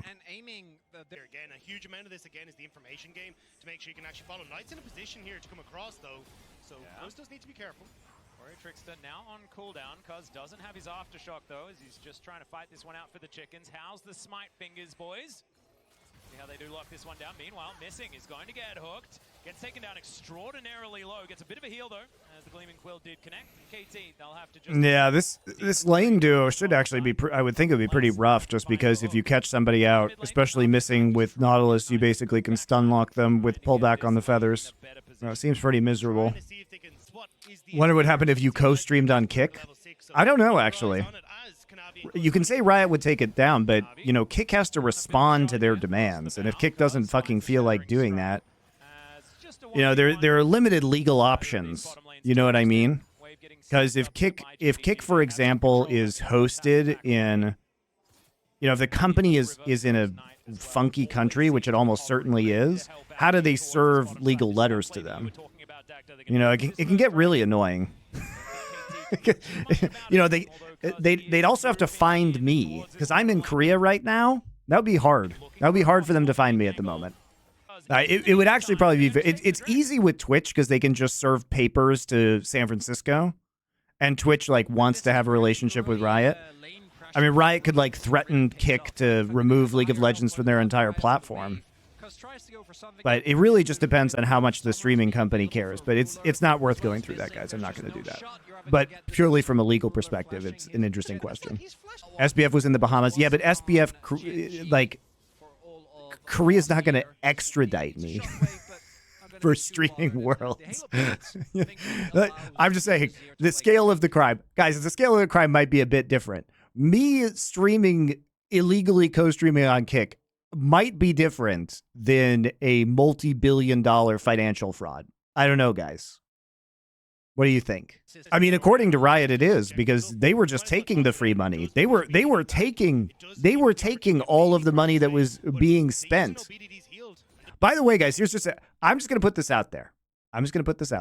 Do you think Riot gave back all of the FTX money that was definitely stolen from FTX users that they received? Do you guys think they gave that back? Do you think they gave back that sponsorship money? They're not legally obligated to, obviously, but they might be morally obligated to do it. They didn't get paid the full amount. No, but they got paid something. No, Riot definitely didn't get paid the full amount, obviously, but they did get paid something. Did they give that money back? It might be clawed back by the lawyers eventually, by the way, guys. There's a non-zero chance that on a long enough timeline, there's some sort of like clawback lawsuit that comes on through. That happened with Madoff as well, Bernie Madoff. When his Ponzi scheme was revealed, in New York City, there was a massive series of lawsuits that were clawing back profits from other people. But it will take years. When I was working in law in New York City, there were a lot of these lawsuits, the clawback lawsuits, flying around at the time. No contest here from KT, realizing that they were beaten to the punch on this one. Kanavi will collect the iron. That is some money in waiting. Hands. Will he actually invest? No. Botlane's going very well for JDG so far. This game stays pretty comfortable, I think, for JDG at the moment. They got both the objectives, both the major objectives as well. More or less for free. Right, they're getting Drake. Not a lot of activity here from KT. Losing bot lane. Getting Herald for free because they have this constant mid priority. What do I think it would take for Riot to punish EG? I don't think they will, because I don't think EG is going to have a League of Legends team in LCS next year. So I think the problem is just, as far as they're concerned, going to take care of itself. And they don't want the bad PR of like banning a woman, because they already had insanely bad PR about all the bullshit they did to women. So I don't think they're going to. I don't think they're actually going to do anything publicly. I think as far as they're concerned, if EG is gone, the problem is solved. Their Valorant team, I don't think they're going to have a Valorant team after this year either. I don't think they're going to exist. Finally, we get some action from KT here. That is just stun locking Aatrox. Boom, easy, goodbye. Clean. 4 horsemen? Oh yeah. We'll see how it all shakes out. Nothing is for sure right now, guys. But I don't see EG surviving. That's my personal opinion. I mean, they fired everybody already. They don't have staff anymore. Like, they're not even an org.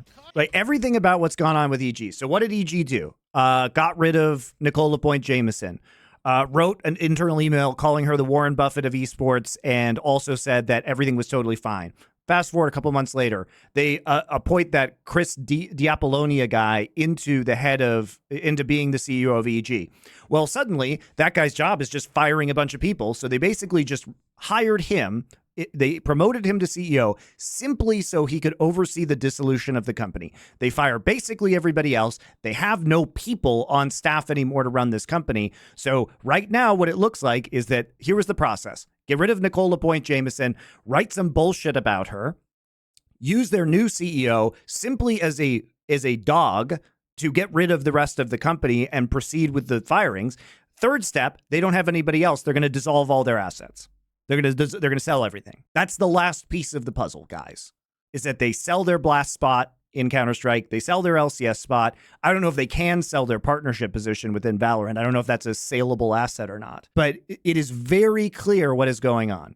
They appointed a new CEO, told everybody everything was fine, then used that CEO to start liquidating the company. They've liquidated all the employees. Now they're going to liquidate assets. That's how this works. Their Dota team disbanded. Like, what do you guys want? They're not going to keep anything. The question is, how much of a loss do they sell the LCS slot for? How much do they sell it for? Because they bought it for $30 million. Now, LCS slots are going for the same amount or less than when franchises started. So the question is, do they lose $20+ million plus player salaries plus operational costs from buying this slot? But by the way, Warren Buffett of esports over here. He's going to be in a great spot. You're going to get a reset coming through first. I think you're just a bitter old man that can't stand women making it esports despite marrying a woman who did. Yeah, exactly. I clearly hate women in esports after I married one of the OG female pioneers of esports. Also, my wife was the first woman to ever win a title as a GM of a Western team.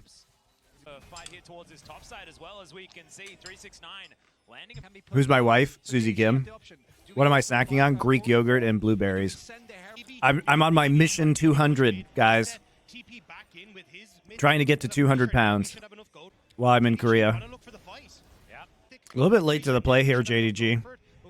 Kind of awkward use of Herald. Yeah, they're not going to use this. So the Herald is just used as a cover to take Drake. Obviously not great value, but is what it is. Oh god, Cloud Soul is so fucking good on Aatrox and Wukong. And Sivir. And Rakan. Oh, that's pretty cute. This is a cute move. This is a cute move. So while the Drake's being taken, Missing is here, right? Clears out the ward. Sees Cuz back off. Very nice play.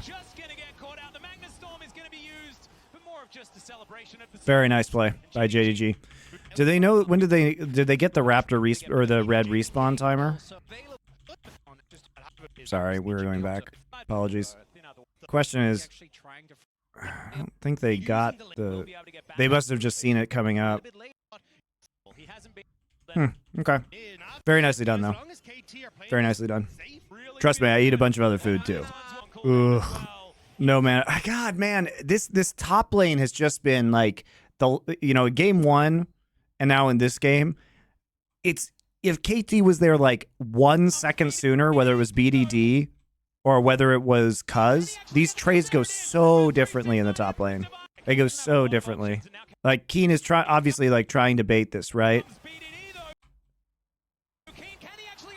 Oh man, it's so sad. It's a good flash follow. I mean, look at that flash predict. It's just excellent by 369. It literally is just a flash predict. Very nice.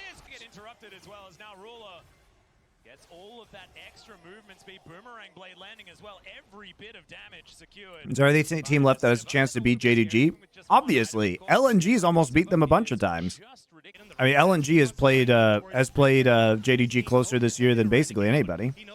I think in this meta, it's not unreasonable to think that T1 has at least a chance. BLG just gets owned by them, though. I don't know why this. BLG cannot play versus JDG. Weibo has consistently beat JDG. Now those are regular season matches, so I wouldn't go crazy on it. But Ari Frost, you're back. Welcome back. Thank you for your resubscription. We've got good value this time around, guys. Good value. Bod reviewing all the matches at Worlds. Going to do a bunch of non-esports streams after Worlds. Thank you. Night Shift got a lot better. Hell yeah. Hookshanks, thank you. I'm glad I can entertain you on your night shift. What are you night shifting, Ari Frost? Thank you, Apathy 415.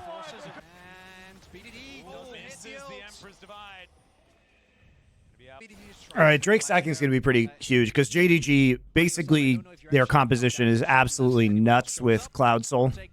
It'll be really hard for anybody on the KT backline to stay alive.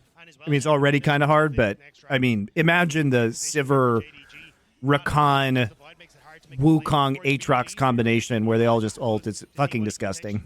Oh, IT network stuff? Hell yeah. That sounds like the best kind of job, the overnight job where nothing ever happens. And you just get to watch some esports. Yeah, my mission 200 while I'm in Korea. So I'm weightlifting more. I have to gain 15 pounds. I'm trying to get to 90 kilos. I'm like 85 kilos right now. Taking a look at the setup right now. Trying to get vision control. Keen's not here, though. That's the big issue. And the big issue is that they, JDG sees Keen on the bot wave, right? And you can't do this versus Sivir, right? You just can't. They've got too much speed up with Sivir ult up. So it's just too free. Just too free on the engage. And KT has dumped a lot of very important abilities just trying to escape from this situation. Kanavi flash ults in immediately. Charm is already there, so even though he catches missing with the Azir ult, he's already charmed. Right. Also, he knocks the Wukong. There's the charm. Aiming has to ult to not get charmed. Jax isn't there. There is no, because, if Jax is there, maybe there's a counter-strike, counter-engage here, which would work, but King's not there. I think Sivir is really good for JDG. I think Sivir is extremely good because it allows them to pull the trigger on these 5v5s and make them almost inescapable. I think it's one of those things where, especially because Sivir won lane, this is a very dangerous pick to let JDG have. Do I spar? Yes, I spar. What's the difference between Muay Thai and kickboxing? Kickboxing doesn't use the clinch, which is like the upright wrestling of Muay Thai. That's the biggest difference between Muay Thai and K1, for example. There's also technical differences to rules, like in Muay Thai, if you get kicked in the hand, then it counts as a point in terms of scoring, whereas in K1, you can block kicks with Dutch blocks by using your hands, and it doesn't count as a point.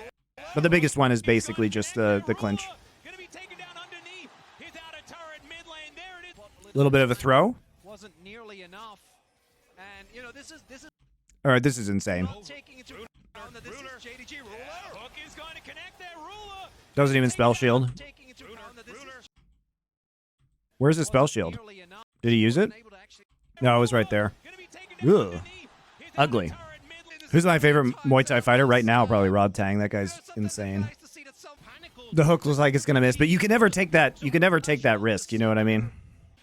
All not hooks are magic, guys. That's why you just have to spell shield. It is known. What happened? Why is Lehens caught out? Cause I mean, Kanavi doesn't have ult, but aiming's not there either. Nice root. Nice root. Oh my god, he lives again.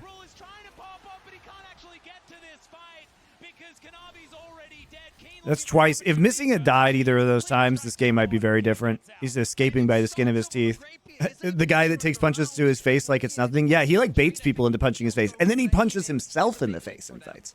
Look, that guy's going to have some serious CTE in about 5 years, but it's pretty fun to watch him right now. Aiming could have weaved an auto on Missing. Using the Wukong ult there is not good value, though. I don't actually think this is a good play.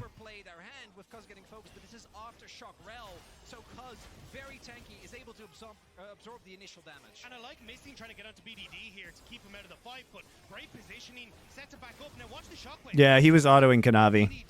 What are you going to do? Yeah, I think it was a pretty good... I mean, this has been pretty fun series to watch so far. I think KT has played well. They weren't expected to win this, right? They're doing better than I thought they would.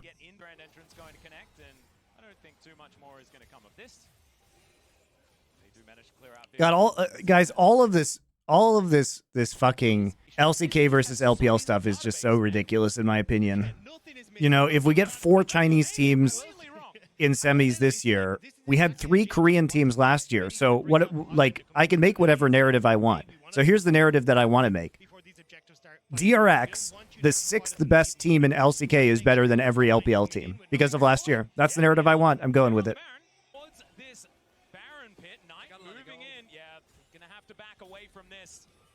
The best team in China is the 7th best team in Korea. That's the narrative I want. I can cherry pick that narrative. If we're going to pretend Weibo is a top fucking 4 team at Worlds and that they're better than Genji and KT, I'm going to pretend that DRX is better than all the teams in China. I'm predicting T1 to win tonight. I think they've looked better in this meta, and the meta has drifted like right back into the sweet spot for T1. Like, you tell me, you watch LNG's games. LNG's my favorite LPL team, by the way. Okay, I love them, but you watch their games and tell me that Tarzan is a better Jarvan than Owner. Like, LNG can't do the do nothing early game. T1 is very active early. They're going to pick a bunch of lane dominant champions. All of their champions that have been historically just like unbeatable are in meta right now. Yeah, Scout and Gala are good. Like, did you watch the BLG clap fest? If T1 gets big early advantages, T1 fucking closes. LNG doesn't actually have very good late game macro. Their 2v2 has not been scary. Kadrill approves of my points. Why? What does that mean? You know, people will blame KT for this, but they have to fight this, right? It is death if JDG gets Cloud Soul with this composition. Like, you think it's bad now, it's 10 times as bad as if they get Cloud Soul, right? So you have to go in, and they're trying to set up this play, but the collapse is just so fast with Siverult. There's enough vision though, and we see Cuz and Lahan's looking as Keen is in a flank. Also, not a good engage by Cuz. And Missing's in the back line, and Kanavi's in the back line, and there's the R2 from Kanavi. Everybody's getting charmed. Okay, they managed to like push them back a little bit. Has to use the Xayah ult immediately, and Keen's just not fucking here. He's just not here. It's a good stun, but it's too late. And now it's really over. It is actually unwinnable when they have Cloud Soul. I think they have to, KT has to like try the Baron right now because it's the only thing they can do. They have to try his setup. There's no escape. There's no escape. Counter-Strike comes in, but it's not going to be enough. In the meantime, another fight is going to break out. It's 3 versus 4, and JDG are doing all right. Kanavi goes golden for now. Knight takes down BDD, and it's on aiming. If KT are going to make this one work, it has to. No, it's over. All right. Game over. Yes, Aatrox, Wukong, Sivir. You forgot one. You forgot Rakan. Rakan with Cloud Soul. What are T1's chances to take JDG to Game 5? Are you forgetting that they played a very close Game 5 series to JDG at MSI? That was winnable for T1. Did JDG delay getting the Drake, so 369 got a Sterix? Kind of irrelevant. I think they were going to win that regardless, but sure. Yeah, I mean, look, the series feels fun. I'm enjoying it. I'm going to go to the bathroom, guys. I'll be right back. All right. So I was saying about my trying to get to 200 pounds. So here's the deal. Here's the deal with kickboxing. So I don't want to do a lot of high weight, low rep exercises because it's very ineffective for training for kickboxing. So I do a lot of kettlebell training now as a result. So often I'll train sessions of Muay Thai, either pad work or sparring, and then do a bunch of kettlebell training after that. Because kettlebells are just better for practical muscles where you're actually activating a ton of muscle groups at the same time and using stabilizer muscles. And you want to do a lot of reps. Like a lot of reps. This isn't some, you know, if you want show muscles, then you like, you know, bench as much as you can, low reps. Yeah, it's better for explosiveness. Exactly. And also because the way you fight is in rounds. And if you have a ton of muscles that you've built for high weight, low rep, then you have no cardio and you can throw like 3 punches and then you get mega tired. Yeah, high intensity interval training. Yes, that's what kettlebell training is. And that's what Muay Thai training is.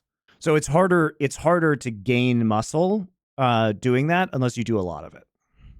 And it's hard because I do a lot of cardio, so I have to eat a lot of carbs, basically.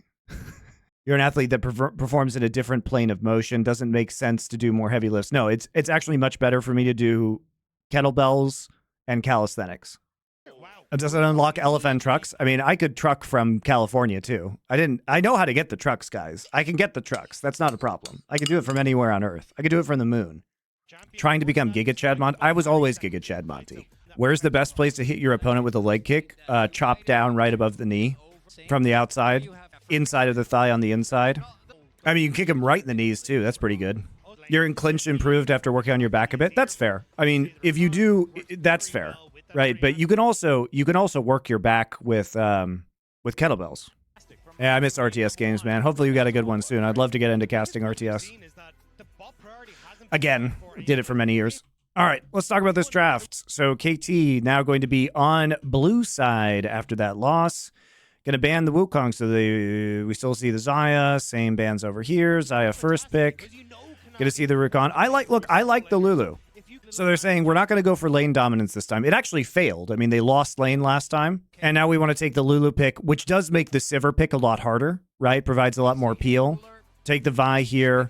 Ori again is still the Rakan Ori. Now they're going to take the Kai'Sa because the Kai'Sa was banned out here last time, and so they had to pivot to the Sivir. Probably don't want to pivot to the Sivir when it's the Lulu guaranteed in lane. No Akali, no Azir. I agree. Vi Silas is very strong here with Rakan ult. Ori ult's obviously okay on him too. Jax again, and Syndra. All right. Yes, BDD is a very famous Syndra player. It's a good matchup into Orianna. Gragas. Oh, God, here it comes. 369's Gragas. Legendary pick. He's the best top Gragas in the world. He loved playing this in LPL into Jax's. He'll be very comfortable. And the Gragas pick, I mean, I feel like this should be known a little bit because if you pick Syndra and you have Jax in lane, this increases the value of Gragas quite a bit because BDD can just get barreled out of position in the late game, right? This is... I mean, they do have a kind of a problem here, though.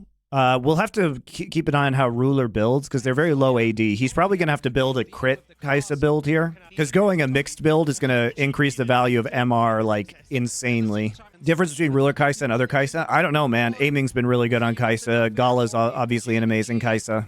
There are a bunch of good Kai'Sas in this tournament. Yeah, the 2v2, crazy strong Vi Syndra. Top gank is also very threatening. Is Jax good versus Gragas? No, he's shit. That they've been warded out. Well, 369 does have the belly bop. Keen is going to leap on top of him. There's some grasp stacks, nailing it. Another leaf string. Okay, interesting. But is right, he's really going after him. Body slam. Nicely done.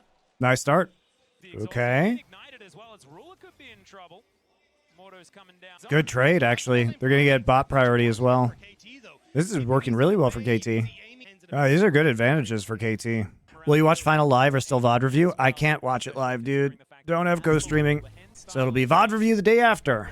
And then we'll figure out what games Monty is going to stream in the off-season. Haven't played Baldur's Gate 3. Haven't played Pentiment. Some other indie games I want to play. You guys love it when I play... because I'm a huge Star Trek fan, I do actually want to play that kind of apparently bad Stellaris Star Trek game that just came out because I like Stellaris as well. And I love Birth of the Federation. Shout out to you guys. If you know what Birth of the Federation is, you're a real one. Love that game. All right, let's take a look at this. So, Syndra, the early prio. They got prio in all 3 lanes because of level 1 trades. So, Cuz going to go on the invade here after taking 3 camps. Interesting. So, gets the ward down.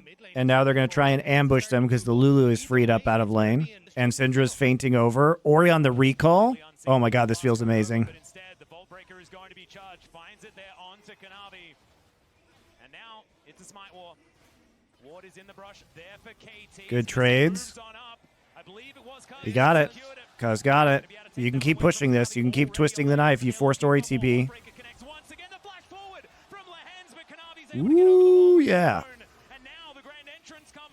Come on, Syndra. Ah, nice job by Kanavi. Oh, Lehens. He flashed aggressively right there. It's a bad flash by Lehens. It's a very bad flash because now he can't escape. If he still has flash, so the flash didn't accomplish anything, and if he still has flash, then he gets out of this, and they probably are able to get a kill as everybody collapses. BDD flash E. They do kind of win that, though. I do not watch the games live. Do you have GOG? They sell all the old games? Yeah. I would actually... Look, dude, guys, there's a bunch of old games I'd love to play on stream. The remastered Deus Ex, the original game. I want to play Bioshock Infinite on stream. KT has just been a step behind every time on some of these plays. You know what I mean? Just throughout this series, The collapse is coming and they have the advantage, but they're like a little bit too early. Now KT, you know, BDD has no flash, so it's free. Good punish by JDG. But this is the real story right here, right? All right, JDG's slightly ahead in gold now because of the kill, but this is a big problem in the early game. You did not like Infinite. Bioshock Infinite is one of the best written games of all time. Have I played Disco Elysium? Hell yes, it's great. I could play Disco Elysium again on stream too. When was the last time I played solo queue? It's been a while. Played some earlier this year. Do you have residence in Korea and US? Yes, because my wife has basically a Korean green card, so I have a living visa in Korea. Nice flash. I mean, this wave state is just really bad. Like, Keen's low, right? But he sees that 369 is relatively low on mana. You know, he's got a door and shield, but he has to push this in or the freeze is coming. Right? This is such a dangerous position because he knows the freeze is there, so he has to play aggressively. Like, realistically, Vi should be covering for him here. It's a good flash, though. He holds flash for the Q. He knows Kanavi doesn't have flash. But I think he needs to call. You need to call jungler up. Like, he's pinging Gromp right now, but you have to say, like, look, man, I need your help with this, and then you can go clear Crab into Gromp. Because this is such a dicey situation. Isn't it like many worlds for kids? So what I love about Bioshock Infinite is that it does a really good job of providing an alternate history about, like, you know, it's kind of like Mormonism in a way. Like, it provides a very interesting American-style take on Christianity where the founding fathers become, like, semi-divine figures. So I think as an American, it's cool because it kind of shows a very American take. It feels like it could have happened. You know what I mean? It feels like something that could have happened. And the gameplay of that game isn't great, but the pacing of it is super good. I love the many worlds thing that they did. The world just feels amazing. The gameplay sucks, but the world and the concept and the story are all very cool. Cuz was griefing this whole series? What? No. How is this? That wasn't Cuz's fault, dude. That was Lehenz's fault. Cuz was amazing in game 1. Get out of here. He was so good in game 1. I don't even think, like, are we going to blame Keen for this? Like, the timing was slightly off. Again, if the timing was slightly better for Keen in any of these moments, the team is just setting up badly. Like, the timing of the team is off. The timing of their teamwork is just slightly off, and it's causing problems in team fights, and it's causing problems in these ganks. But just being more decisive is paying out for JDG. Yeah, this is interesting. Like, the recall's coming in quite late here. You know, 5 seconds till spawn for both of the bot lanes.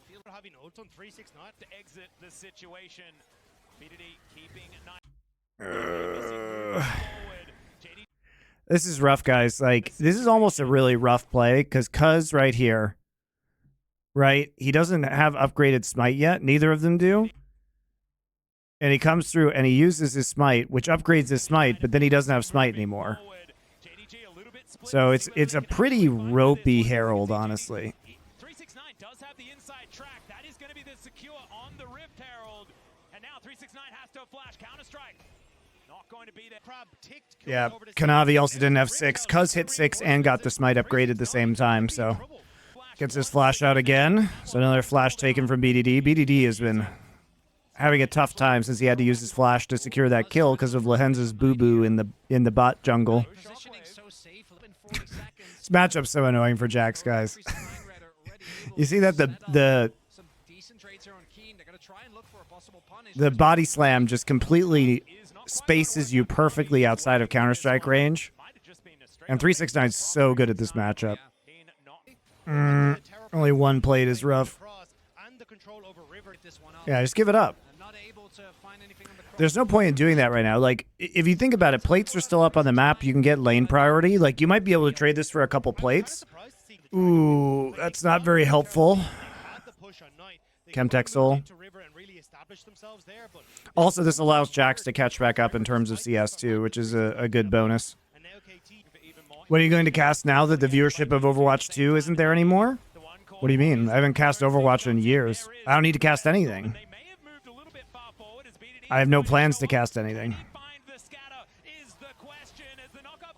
We thought the Gragas was annoying to play into before. What am I up to? Running my own company, getting millions and millions of podcast downloads, consulting. What do you mostly talk about on your podcast? Dude, I've been doing Summoning Insight for 10 years. I have 3 League of Legends esports podcasts. I have a general esports podcast. Thank you, Fupos. And I have 2 movie and TV show podcasts.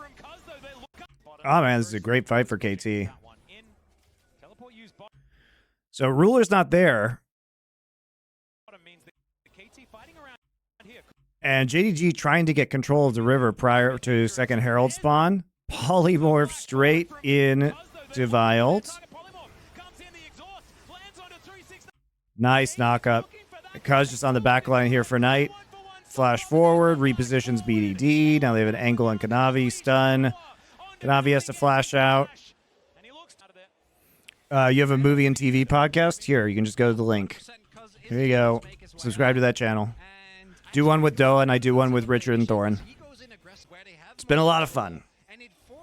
Would LFN consider entering the Smash space? Or maybe bringing popular podcasts onto the network? Possibly. Possibly. Oh, you used to watch OGN? Nice. Oh yeah, no, it's fine. I don't take offense. Yeah, check if you don't internet much, perhaps you will check out the podcasts. We do non-esports stuff, so if you don't esports much anymore, this is the perfect opportunity for you to enjoy something that you might not watch otherwise. I mean, I think Foreplay is particularly good because it's like a movie club. You can kind of like watch one movie a week and come along the ride with us. I think it's a lot of fun, personally.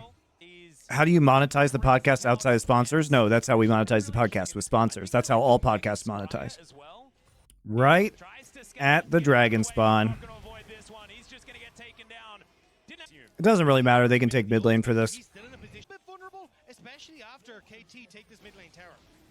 Yeah, they can potentially collapse on Ori here, or they just take 2 towers in exchange for a second Drake. KT's making the right moves. Unfortunate that BDD died, but you know, that flashless Syndra has just been punished this whole game.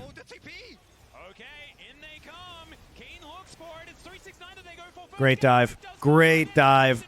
They had all their ults. 5-manning top. Then they get the TP. Oh, I can't believe KT loses this game. Beautifully done. Bad TPs from JDG this series, honestly. Like, the TP game, their cross-mapping game has been really quite poor.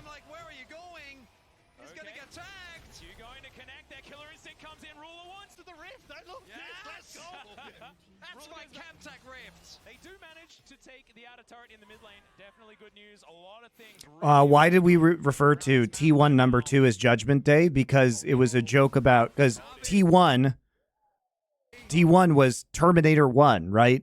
That's what people refer to the Terminator movies as T1 and T2.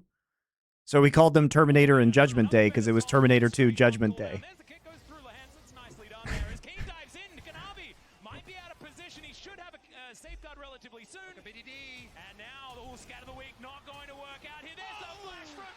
Nice job, cuz.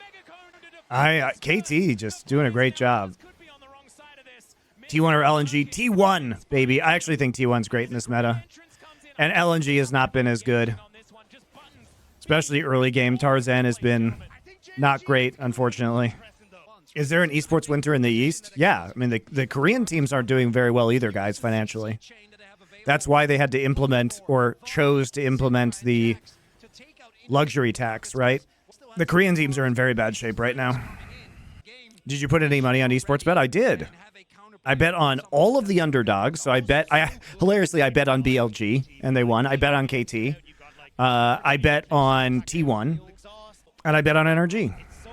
The only thing that really matters though is that I bet on, I only had to get one of the upsets to cover all the rest of my flyers and then some. So if T1 wins, then I'm actually up.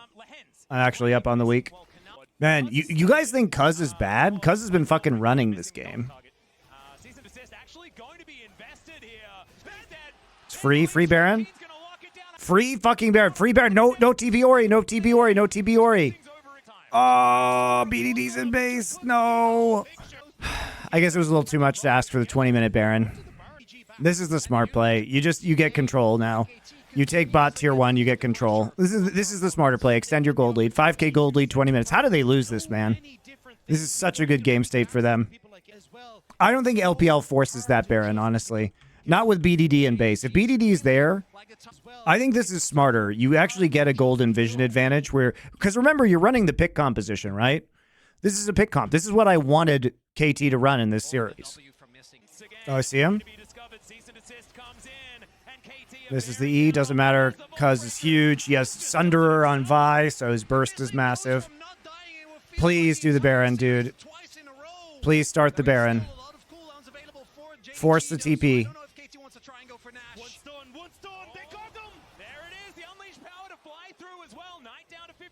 Good flank. Okay. Please, just start Baron. Just please start Baron. Why are you not starting Baron? This is where you start the Baron, guys. Like, I get pulling off on that one. You have to do the Baron here. After you get these chunks out.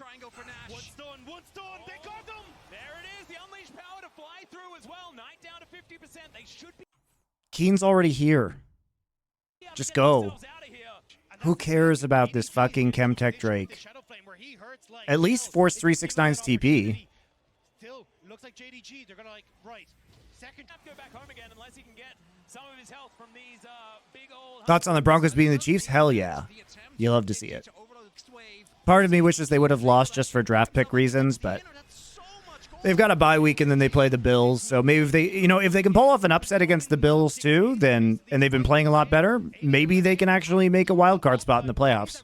Those 2 wins would be very important.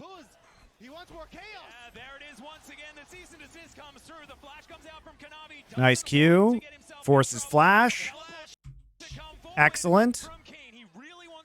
Excellent. So they got 2 flashes for the price of a Vi ult. That's really good. Missing. So they got all of the important ults out. KT is at a huge advantage right now. Nice E-stun. No flash onto Gragas. He's dead. He's dead. He's dead. He's dead. Very nice. Very nice. Do Baron. Do Baron. Okay, do Baron. No! Don't go back. Just fucking do Baron. BDD, you have 6 seconds on ult. Okay, he's going to TP in. All right. Just do it. Just do it. Just do it. Why did BDD recall? No. No, no, no, no, no, no, no. No. No. No. No. Just do the Baron.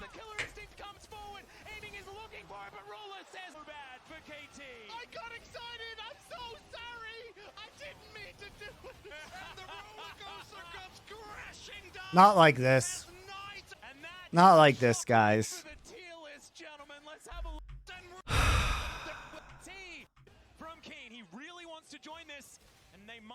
Such a good play, honestly, from KT before this. All the ults are gone, guys. All of them. All the important ones. No Gragas ult, no Recon ult. Nice E. Flash. Counter-Strike. He's fucking dead. Yep. You got the kill. He doesn't even have TP when he comes up. So you have infinity time. Why is BDD recalling? Just fucking do Baron. He's almost full HP. He's 4 seconds till ult.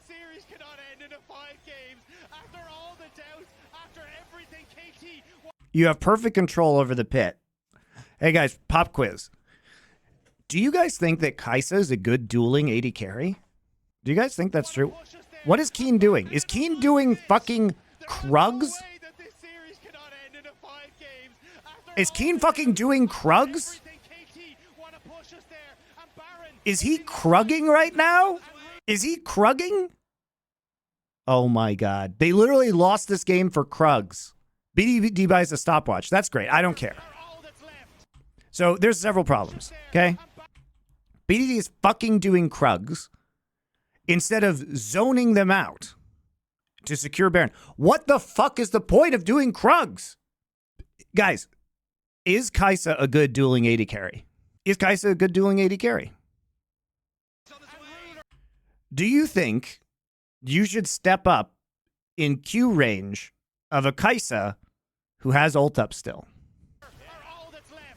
Now Ruler wants to try the shockwave. Shockwave is massive on the BDD. Lehens goes down as well. And now the killer instinct comes forward. Aiming is looking for it, but Ruler says not today, buddy. And they're even able to catch out Keen, who's looking for Kanabi. It was so good until Keen, I love you. You've been my favorite player this year, but why did you do this? Why did you do me like this? Keen really living up to it, man. You don't choose the Krug life, man. The Krug life chooses you. It chose Keen. They both had ults. Like, just finish the Baron. Like, just finish the Baron. You have a pink ward here. What the fuck is the point of walking up? What is the point of walking up? Just finish Baron. You have vision. Yeah, he went back and bought stopwatch, delaying that Baron, and then he doesn't fucking use it. He doesn't stopwatch. He doesn't stopwatch the shockwave. I mean, it is a very sneaky Ori ball over the wall. He probably just didn't even see the Ori ball, honestly. Also, by the way, that Ori ball looks exactly like one of his orbs. That is so fucking annoying. I wonder if that's intentional. I wonder if Knight is literally playing this Ori skin, because that looks exactly like one of Syndra's balls. I'm pretty sure Knight is using this Ori skin because of that.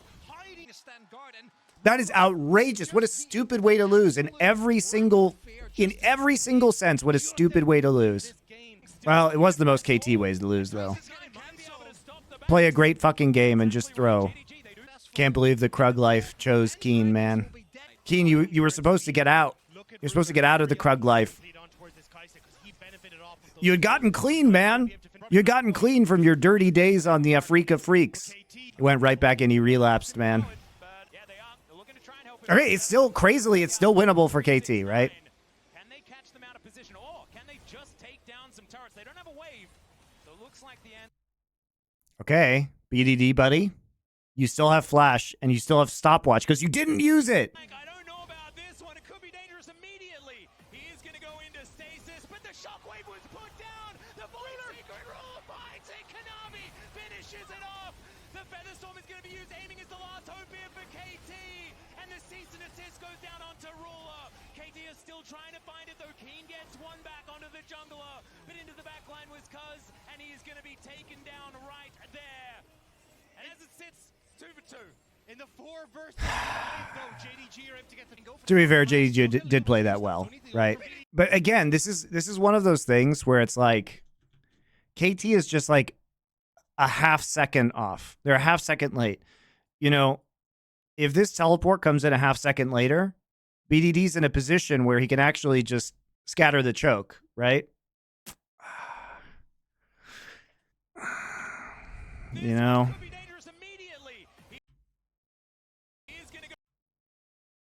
So Keen is leap striking some... What is Keen doing, dude? What the fuck is Keen doing? Keen wants to lose. He's done with Worlds.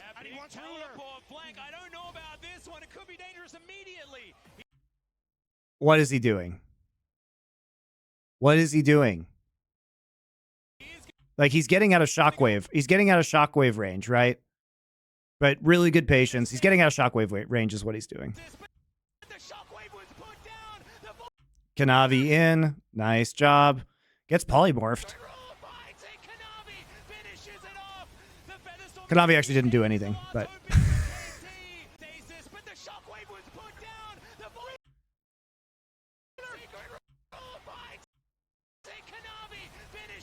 He got BD. I guess he finished the kill on BDD. He did his job.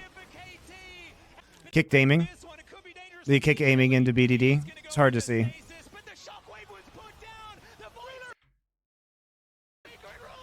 I kicked him into the wall. Nice job.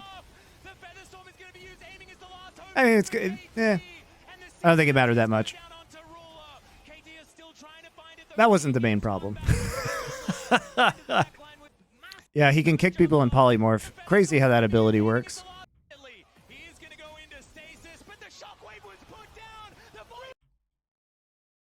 Classic. He's polymorphed, and he gets a kick. Why does that work, guys? Yeah, I understand that he buffered it, guys. I know what happened. I just don't think that that should be an interaction. I don't think you should be able to kick while you're polymorphed. I think buffering polymorph is bullshit. It's still winnable from KT. In spite of everything, guys, this is still fucking winnable. Are you sad? Aptin X, please. We're all sad. Even gold, though. They don't have soul. This is still perfectly winnable. It's not like KT's getting massively outscaled. There's the knock-up. Do manage to get him over the wall there to relative safety. We've got fights happening all over the place. God, this is great by Keen. Great job by Keen. Yes, yes, yes. He still has. He's the only one with. He's the only one. No. Okay. Oh my God. The stopwatch is crucial. Keen actually playing really well. Keen's a god. Keen's a god. Keen's a god. Oh no! No! It was a Baron. Dude, they fucking lost to the jungle. KT lost to the jungle. They lost to the fucking jungle. The Krugs were too seductive. The Krugs are there wearing fucking bikinis, and Keen has to go fuck them. And then they get fucked by the blast cone. They lost to the jungle.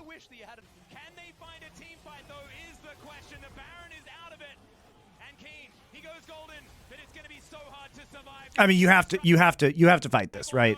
You have to, or you lose. It's whatever. I think you have to fight that, guys. I don't blame Keen for this. Like, their jungler's not there. Cuz is dead, you know? Somebody has to make the play.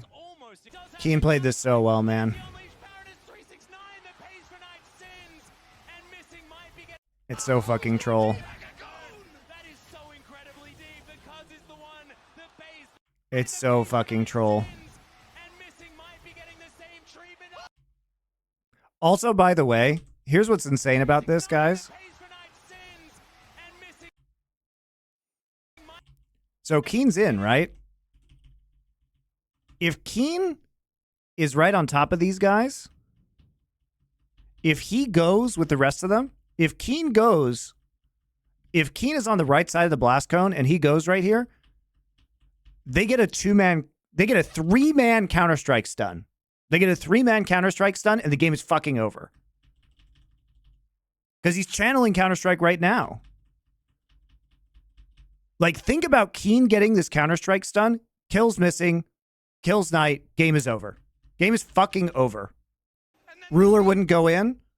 Okay, what's the point you're trying to make here? What's the point you're trying to make? Okay, Ruler wouldn't go in. They still kill 2, game is over. Right? Game is over. Knight missing don't have flash. If they get hit by Counter-Strike, their game is over. Ruler and Kanavi are up. They can't stop the base push. Keeping pressure on the Baron area. That sounds like a medical procedure. They're bleeding out. Keep pressure on the Baron area. Well, congrats. JDG uses the jungle to win the game. Oh, this is so horrible to watch. Trolled by the jungle.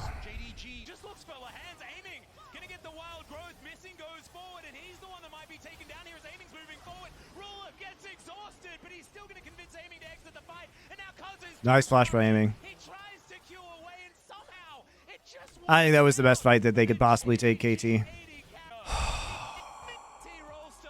They're not even going to get this same lineup next year, KT, because, like, Korea's exploding and all their players are free agents. Ah!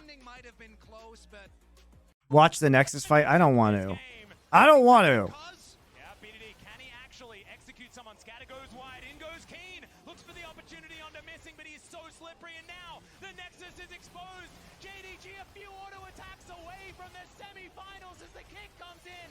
Okay, Keen's cleaning up. Keen's huge. No! The cannon minion. They lost to the map, dude. They lost to the fucking map. KT knocked out by Summoner's Rift. Ready Corp channel. Check it out later, guys. My wife and kid came home, so I'm going to go hang out with them for a bit. Thank you very much for watching. I will be back tomorrow. Same time. You missed the live casting couch from last year's Worlds? Yeah, but everybody was live viewing. I would just get smashed right now. If I was live viewing, guys, if I was live viewing, and everyone else is co-streaming, I would just get wrecked. I'm going to go hang out with the family. I will be back tomorrow, same time, to watch the T1 LNG games. Thank you, Radiance. I appreciate it. I'll be back, streaming a lot, especially during the off season. So we will do that and have a great time, not only in League of Legends, but in other games. Really appreciate your support. It's been a lot of fun. See you then.